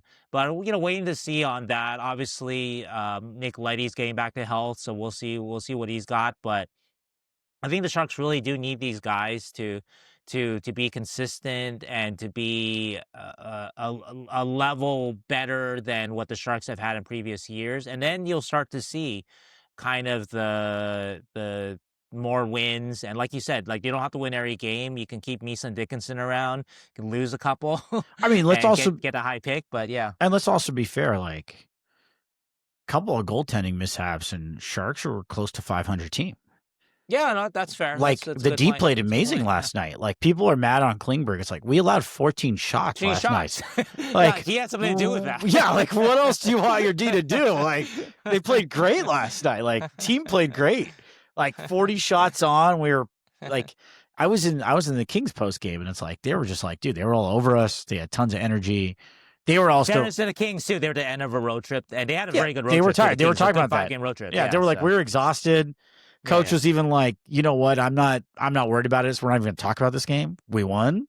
We were tired. We made a bunch of mistakes, but whatever. We won. We're not literally. He's like, we're literally not even talking about this afterwards. But like the Sharks owned them. Like Sharks played a great game, and I'll tell you this. Watching the Sharks last couple of years, this is the best the Sharks have been about breaking out pucks in their zone in years. Yeah. Overall, that 60 was minutes. Mike, give him credit. That was Mike Grif's plan. 100%. Right? Michael talked very intentionally about adding these guys and adding guys that would get the puck into the hands of his skill forwards. Yep. And overall, there's been hiccups. Obviously, I mean, I thought the games 2 before the season I wrote about it were very, very concerning. Anaheim and Carolina and Utah, very, very concerning. But you can't just take it out because that's obviously part of the mosaic of a season. But the last 6 games from Pittsburgh on and the first game against Vegas, you're seeing, like you said, like a much better breakout. More control. And that leads to everything, right? Because if you have the puck through the different zones, you're not giving it up for counterattacks in the neutral zone or crossing the blue line, and so you're not exposing your defense as much, which has helped the Sharks push the shot counter in their favor in recent games, which is very unusual for the Sharks to do that. I looked it up actually just out of amusement. The last time the Sharks outshot the Kings was in November 2022, like 11 games ago, and the Kings are obviously, especially when they had when McCollum was their coach recently, like we're known for shot volume, right? Yeah. And the last time they outshot the Kings by 25 plus shots was like 2010. So, Damn, that's a fun stat. Hey, good look up. And the other thing I noticed about the D this year, and also just the system that the Sharks have been playing in general, is they've been playing a lot more puck possession because they can. You'll see multiple times where they don't have a clear entry and or a clear exit out of their zone, and they'll just go D to D. And they'll wait it out, and they'll wait for the forwards to come. We haven't seen that poise or maybe the skill for our defense to play that sort of puck control game for many years. It was Carlson, and that was it. Like literally no one else. So the Sharks are doing that now. They're controlling the game, and you saw that last night. And so I think overall the Sharks D is better. Is it where it needs to be to make playoffs or win a Stanley Cup? No, not yet, but you're looking at progress right now. This is promising, though, and I gotta give. I don't know if you would say I'm hard on my career, but like I will kind of call out things that I see and line of construction things I see, like his signings and stuff. And I think that the last 6 games, that you do kind of see the vision of what he was trying to acquire this offseason in terms of just, again, these veteran defensemen that, they're not who they were. And so they're going to have shitty games like Carolina or Anaheim or Utah or whatever, right? But like they are, in general, though, just more comfortable with the puck. They're not going to panic. They're not going to go glass off the glass at like sort of the first sign of concern, which was what the Sharks D used to do before in recent years, except for Erik Karlsson. Yeah. And so, yeah, so you're starting to see it. And so I'm not saying, oh, this is a success. What an offseason for Mike Greer. I mean, they're 2-6-2. So let's see the next 10 games. But I'm starting to see the promise, though, I guess, where the first 4 games, I was very pessimistic because the first 4 games had 1 good game against Vegas and 3 really crappy games. I know the Anaheim game was close, but they were terrible in that game. 5-on-5, they were terrible. But starting to see it the last 6 games. I think something I'm looking into too, and this is a credit to Warshawski too, I think, is his adjustment tactically, the forecheck, going to the 2-1-2 more and getting the guys skating more and less passive.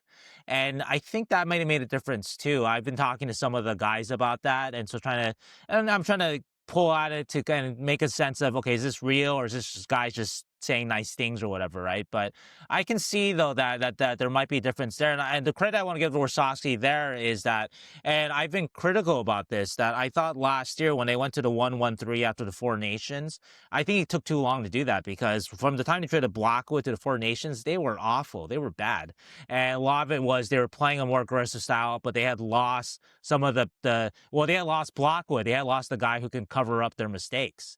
On a lot of nights, and they're still playing a system as if they had Blackwood still there, and they didn't anymore. Well, yeah. And so I thought he took too long to make that I adjustment. mean, that's also just But like, think anyway. about work though. Like, just think about this as a real job too. Like, you're in the day to day, you're going game to game, you're traveling, you kind of needed the 4 Nations to like reassess and like think about the systems and be like, what's happening. 2 months was a little long. I've talked to people who have opined, other coaches who yeah. have opined that like that was a little long though. I'm just saying. It is not just me saying it is it. long It's in all, like okay. winning Yeah. hockey for sure, but I can also Yeah. understand like on the personal level, like how hard that must be. Recognize it. Oh my God. Like you can see all the stats, like the numbers are there for Blackwood, but also, I mean, it's a hard thing to realize and be like, change the system. We can't take these shots. The overall point though is that this adjustment happens 4 games in the season and not 2 months of mediocre ass or terrible play before they're like, oh my God, we got to do something, right? Because that's fair. Again, from when they traded Blackwood December 7th, look at the analytics too, the under the hood stats. Like it was very, very dire they won 3 games. They deserved to win 3 games from December 9th to the 4 Nations. They were that bad. Yeah. But they did figure something out to make themselves respectable to end the season, even as they lost talent. They lost Granlund, they lost Cece, they lost Wallman. So they lost a decent amount of talent at that time, but they were better because they were just playing a system that kind of suited the lower level of talent that they had at that time. Yeah. And so in this case here, maybe it's actually a change for a higher level of talent where you have a pretty good skating team. So let's take advantage of it. Let's get the guys moving. Not that they don't play a passive neutral zone 1-1-3 sometimes when it calls for it, but there is a little more aggressiveness and letting your sort of your greyhound, your golden retrievers like Macklin and whatnot go get the puck. List. Yeah. Right, Ty Dellandre, just go get the puck. Barclay Goodrow, to his credit, has looked quicker too. Really good. Go get the puck. So no, I totally agree with you. And this year too, to that point, you know, talking to Mike Greer, about Mike Greer, like you had mentioned, you know, he has said, I'm waiting for the kids to lead and then from there decide what the next steps are for the organization. He said that a couple of times over the last couple of years. Let's talk about Celebrini some more. Yeah, well, we could, right? Yeah, and like, Macklin is telling him something. He's telling him something like, "Hey, yeah. let's go. This is my team, and this is our team. Get me Mikko fucking Rantanen." Yeah, right. and this is something I tried to bring up earlier, and you and me have talked about, but like I want to talk about Eklund. I thought Eklund played incredibly well yesterday, and I've seen improvement in Eklund this season. And what's interesting too, and this is what I think some people may not realize, is like you look at Eklund beginning of the season, you're like, oh, you know, the points aren't there. What's going on? I saw Eklund trying things I haven't seen him ever try. There was a couple of plays in the Pittsburgh game, particularly that I remember, where he tried to go. You know, he had the puck, as you usually see Eklund going wide, and usually he does a spinorama. He goes wide. He sets up shop. He loves that reverse pass from behind the net. Sure. You haven't seen him do that this season. What is he trying to do? He's trying to get to high danger areas. He's trying to cut to the middle of the ice more than I see him. He's coming into the ice. He's going to the middle. He's taking shots. I In the think so. Pittsburgh Yeah. game, No, I think so that. Yeah. and he's that's a player that, like, remember when he came into the Sharks originally, he developed his shot and he was on the half wall taking shots on the power play. That's not his role anymore. Now he's like down low and has that, like, he scored a couple of power play goals this year. He's been good on the power play. Sharks power play is something else we should probably mention because they've been doing well. Yeah. But I'm seeing Eklund become a more complete hockey player, and I'm seeing him try things. And when you're trying new things and you're processing and you're putting things together, as a fan or as an average viewer of hockey, you might just see regression. But actually behind that regression is progress. They're trying to develop their hockey game and their repertoire and toolkit. And I'm seeing Eklund work harder of getting to the middle of the ice and going to high danger areas. And I think ultimately that's going to be the best version of him and a more dynamic version of Eklund. So I love his game this season. And I've seen more progress last 3 games, yesterday being the best. And one point I wanted to make about that is, what does it got to feel like? And this is something I wanted to bring up with Dan, and maybe we'll bring it up next week, but even to you, Sheng, where, I feel like if you have Macklin unfolding before your eyes as what he's becoming and you're Eklund, right? Just think about how good that must feel. Having him next to you and being like, oh my God, like, look at what this guy just did. Yeah. And I'm on this squad. Let me go out there and try something. Like, it's got to give you some confidence. Like, we got a chance. We could do this. And Eklund's always fought hard. Right? So, any thoughts there? Yeah. We talked about this, and the way I would liken it is that when you have a guy like Macklin, it does you kind of feel like you always have a chance. It's kind of like having a star goalie, right? If you have like Igor Shesterkin having like a Vezina quality season, you feel like it doesn't matter. We could play like shit the first period. We could be worked the shot counter 16-2. Where we have a chance. Yeah. And so with Macklin, he makes that pass yesterday against the Kings, that pass to Will Smith, the just bonkers pass. Yeah. And it just, I don't know if Eklund felt this, but I think though for a team though, it just has to make you feel like, okay, like we're not out of this. This isn't like, actually, I did talk with Eklund about this. I've been meaning to write this story, but the team got off to a little bit of a slow start, so it wasn't really fitting, but 2023-24, like when bad things would happen to the Sharks, and I gotta listen back to the tape of Eklund and when I talked to him about it, but I think he basically said it though, like you felt helpless. Actually, yeah, he did say it, or that's the word I used with him. He agreed. You just felt helpless. Yeah. Like he wasn't good enough as a 20-year-old just out of the AHL. That's tough. He obviously wanted to do something. You don't want to lose and get pummeled 5-1, look at the shot counter, it's like 42-24, all that stuff. You don't want that to happen, but you just don't feel like you can do anything about it. And from the beginning of camp this year, I've seen Eklund. He has taken a sort of another step in sort of his confidence, his assertiveness. Like, I'm not, I can do something about this now. Yeah.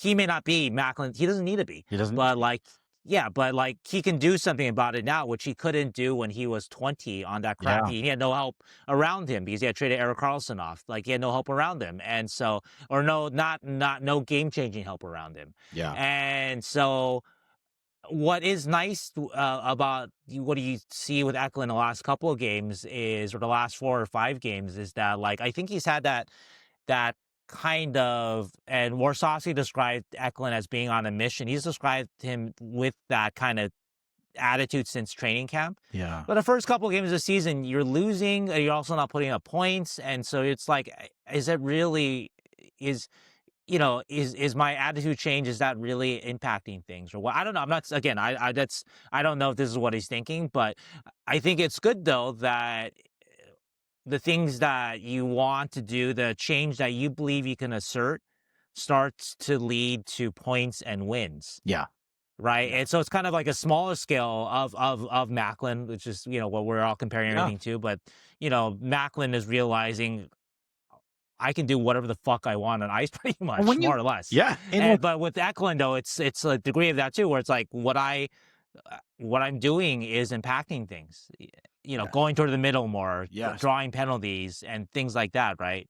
So, and what's interesting about that is I mean, just think about this in any context, whatever you do for work, and you see, you're here, you're working, things aren't moving in the direction necessarily immediately that you want.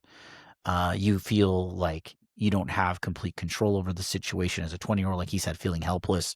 yeah. Then you see this kid coming after you, and you see this kid work really hard, and all of a sudden this kid's like just doing magical things out there. Right.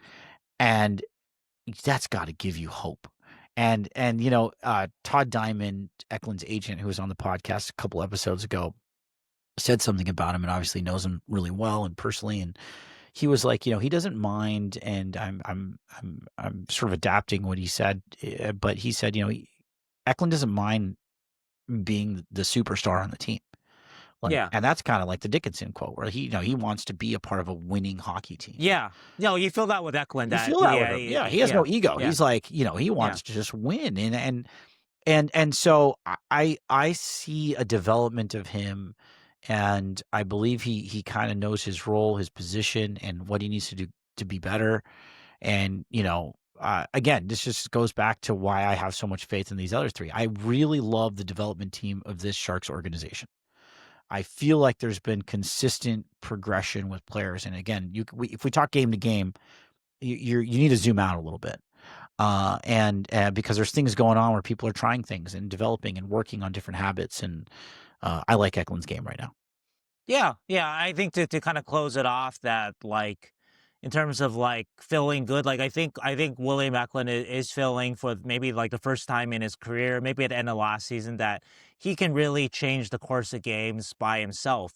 But doesn't that feel so much better when you look on another line and there's somebody that can do it, but maybe even on a higher scale than you, which is fine, because that means the team is better. Yeah. And so I think that's the way that I would look at it, like that. William is feeling more empowered in his game because he's grown. He's stronger and more mature and whatnot. But also too that like it's not just him, but you've got Macklin, you've got Will Smith doing impressive things. And even though they haven't quite put it together yet, you can see the raw talent that Michael Misa, Sam Dickinson, Yaroslav Askarov have. And I want to give credit, shout out to a guy that made the team and up and down with play, but he's young, but you see him at his best making an impact. Collin Graf, young guy, right? A guy that by all rights, waiver exempt, should be with the Barracuda, but he has done, watch him in New Jersey. I thought he was really good against New Jersey, a game that they lost. Oh, yeah. Arguably better than Macklin. I think New Jersey did a good job of kind of stifling of any of the teams on the road trip. I think New Jersey's the only team that may have had Macklin's number a little bit, and they're the best team of the ones they play on the road trip. So that makes sense. But anyway, though, so shout out to Collin Graf too, that like you see these guys coming on your side, and it just sort of galvanizing, whereas again, you're going from 23, 24, where you just, there's, I think I said helpless, I think was not inaccurate, because who was going to do it for you? Like, you can't do it because you want to, but you're too young. Yeah. And the guys around you, you had like Granlund was the best player, but really not much help besides that. If I recall correctly. And so, so.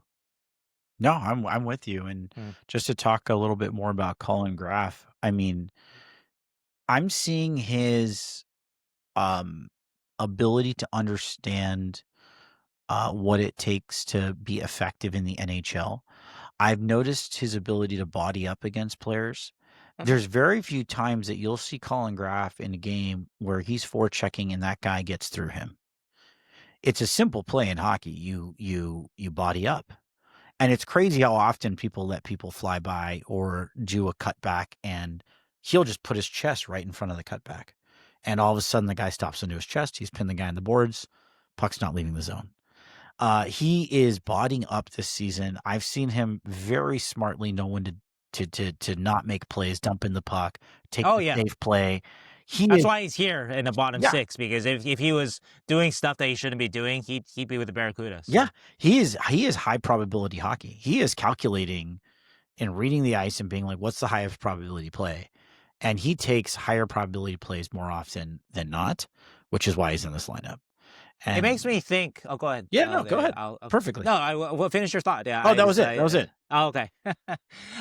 When the Sharks signed him, I remember a scout told me that compared him to his college game. Like, I see a bit of Kevin LeBanc in him, and I don't think that was right.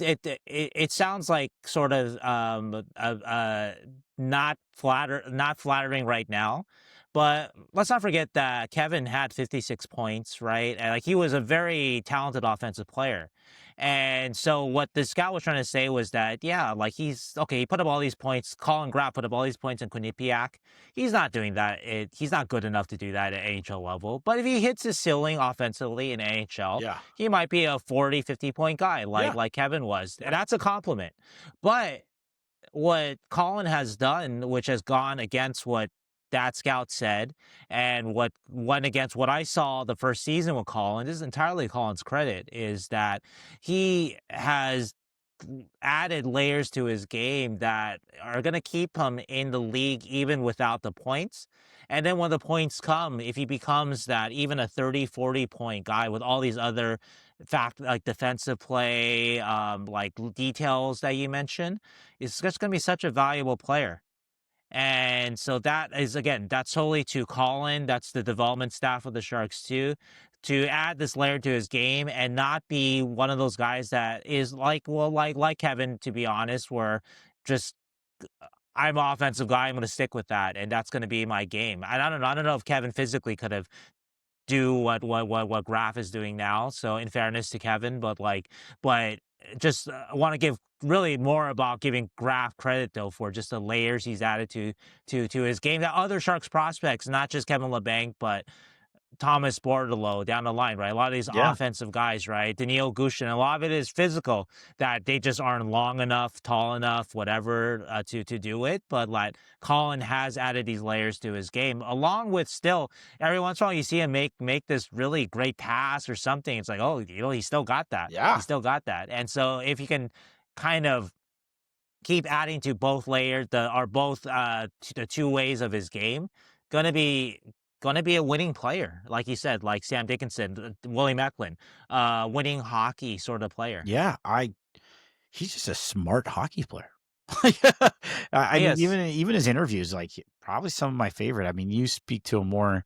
Like, I think one of my favorite people post game or in any interview is Collin Graf. Like, I love the way he talks about hockey. You could just hear that on, like, it's on. I would say, and I don't disparage any of the young guys if they don't want to say anything post game and they're upset about this or that because this is their living. Like Macklin post game after a loss, like, just doesn't have a lot to say usually because he's just mad at himself or whatever, right? Because they lost. But of all the youngsters, though, Collin is probably the best just post game, just in sort of just kind of breaking something down for you, like most collected and able to kind of put together some, just articulate a post game. So yeah, he is very good at that. Yeah. No, he's calculated for sure. Yeah. So I mean, the other thing I think that requires some discussion is just talking about the Sharks' power play. I think what you're seeing is a power play that has developed some chemistry. I mean, you have a couple people that have played with each other for a year, a full season now, and now you're really seeing that chemistry come together. Sure. I like Eklund down low. Those backdoor passes are really working. If not, they go in off some defenseman or you sneak it in 5-hole or, but Eklund going backdoor to Toffoli, or sometimes Will Smith is back there. They almost like double cover that backside.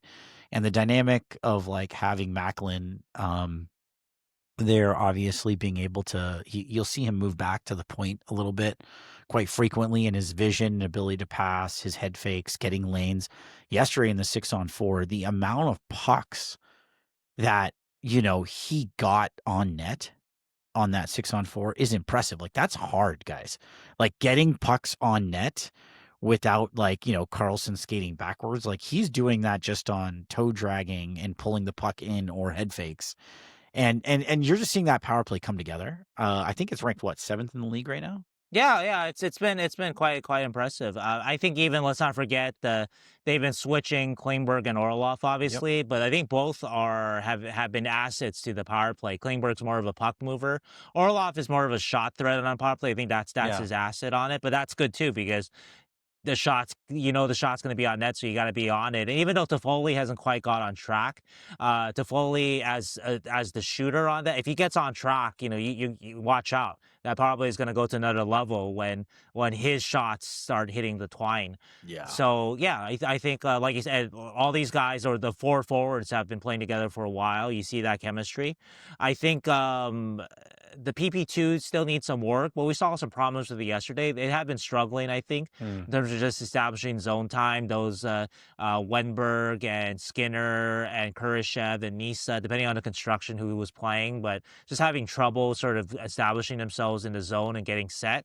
But you saw yesterday, though, on their goal, they got set and they made plays. And we talk about Wenberg, not going off to a little bit of a slow start, but Wenberg is a very talented player with time and space. And so good to see him. Maybe, he's a guy that just needs to kind of get off the schneid a little bit. And once he does that, then he'll go on a little bit of a run himself too. Yeah, and to your point, I also feel like someone who I thought was the best game of the year is Kurashev. And I think you're starting to see a little chemistry between Kurashev and Wenberg as well. And I think that a lot of that has to do with Kurashev kind of coming out. I feel like he had his game. If he can just keep that consistency, shot good puck control, good forecheck, great passing. I mean, that pass was amazing. He's a smart player too, which is why he's on a PK. But there's a reason why he was free to the Sharks to pick up. Why the Chicago didn't qualify him, and so we got to find that consistency. People forget he is still pretty young. He's 25, so he's not a veteran by any standard, and so hopefully he finds it here. He's getting the chances, right? He's getting to play with good players. So from William Eklund to Wenberg to being on the power play, so he's getting to play with good players. Yeah. It looks like he's figuring it out a little bit. Hopefully, again, that consistency stays, but. Yeah, I mean that's sort of the talking points of the Sharks that were on the list. Anything else you want to add? No, I think that's pretty good. I think but our last episode, the Sharks were what? They're 0-4-2, and we're like, Ryan Warsofsky, is he? We don't. Hot seat was too much, but like he's getting a little bit warm, and then they win the next game. So good for good for them for doing that. But yeah, I definitely this last. I mean, not just winning the games, but really just how they played. They played great against the Islanders. They played well against Pittsburgh. The Rangers were a little messy, but I think they outplayed the Rangers. The Devils are a really good team, and so that game was closer than it should have been because of Askarov. But that's the Devils, right? And so you can forgive that to some degree. They play with the Wild. Kind of a 500-ish team. They competed with them. They outplayed a tired Kings team, and so you're starting to see it. Even though the wins aren't as if you look at how close the games were, they could have won really every game except for even the New Jersey game was close. That they could have got a point out of that. But so even though the points aren't there, they're not quite finishing games yet, of course, which is a problem they had last year. But under the hood, though, they are competing with teams at least the last few games at a very promising sort of clip. And so again, the start was pretty bad, but. So I'm curious to see if it's going to be up and down like this whole season, or if this is the standard for the Sharks. If the last 6 games here is the standard for the Sharks, even if they go under 500, I think you're thrilled if this is the standard. This is fine. Macklin's figured it out. Smith, Eklund taking another step. The veterans are competent at least. They're not embarrassing you out there. Then this is going to be a year of progress. So let's hope they can keep this up. Yeah, and still get Verhoff. Yeah, exactly. It's perfect. Finish finish 10th and jump up. Finish 5th, jump up. Anything you do, don't be last place. That's embarrassing. Yeah. And just jump up in the draft, and we're all good. There you go. Get that right-handed D-man we were looking for, and we're all set. No, I like it. I agree with you. I think the consistency is what we're looking for, but I think I've seen progression, even coming out of the losses. So, yeah. And I do you know any idea when Shakir's coming back? Any updates? Shakir sounds like he could be ready tomorrow, as soon as tomorrow. And I think, again, with wanting to slow play Dickinson and decision with him, that it sounds like maybe he'll come in for. I'm not sure. I mean, Warsawski didn't confirm that, but that would be sensible because Sharks are getting pretty healthy on defense. Letty is on IR, so he won't be ready till after the weekend, but he got through full practice, so he looks like he's getting toward full health. So his injury is not serious, and you still have Iorio around that he picked up. Yeah. So they're gonna have to manage some of these contracts. There's going to be question marks with these things if you want to keep Misa and Dickinson around. I think that they are at, what is it, 50-50 with our, I don't know, 49-50 or 50-50. So we're gonna get rid of a couple of contracts with claiming Iorio if they want to keep Misa and Dickinson. So that's something that they're balancing too. So that's why you saw rumors, and it's logical that they might be looking to trade a defenseman. Because if you want to keep Dickinson, you've got to trade one of your, even if they're not incredible defensemen, they can still play in this league, right? Liljegren is a guy that, like Dan Boyle said, has actually looked pretty good to me this season, step up from last season. So he's going to be a free agent. So if he's not part of your plans, okay, then that's a guy that you might think about. But anyway, that they might move a defenseman. I want to mention too that we should have said this at the very top, but when you mentioned Verhoff, it made me think of Keegan. So Keegan should be back on the show next week. So he's just working. So sorry, we should have said from the very top, Keegan not on the show. So, but I just wanted to mention that, and it reminds me to do as we end the show a couple of shout outs. So I want to shout out subscriber who put me up in New York, Anthony Green. And Anthony said it was, I think, okay to show this off. So I think he wants to show it off. So Anthony has a great view. Ooh. That's where I was staying in Chelsea. So Beautiful. Yeah. So Anthony Green, thanks for putting me up. Also, too, I need to get the caps out to all you guys. We did a contest a couple weeks ago. I've been really busy, but want to shout out Derek Bond for hooking it up with the caps. Derek Bond, great photographer, did some stuff for me, and will do some stuff for me whenever the Sharks are in Southern California. So look him up, DerekBahn. And I know you're still looking at the corduroy cap. I need to read my mind. Give me that corduroy cap, Derek. What I got to do? But anyway, so I just wanted to make sure to shout those guys out because I didn't the last couple of weeks like I should have. So sorry, guys. And again, Keegan will be back. Actually, we've planned an exciting segment. I don't want to give it all away, but an exciting segment with Keegan too. So. Yep, gonna be fun. Miss him. Yeah. Great stuff, Shangers, and we'll be watching Sharks hockey tomorrow. All right, see you, bud. See ya.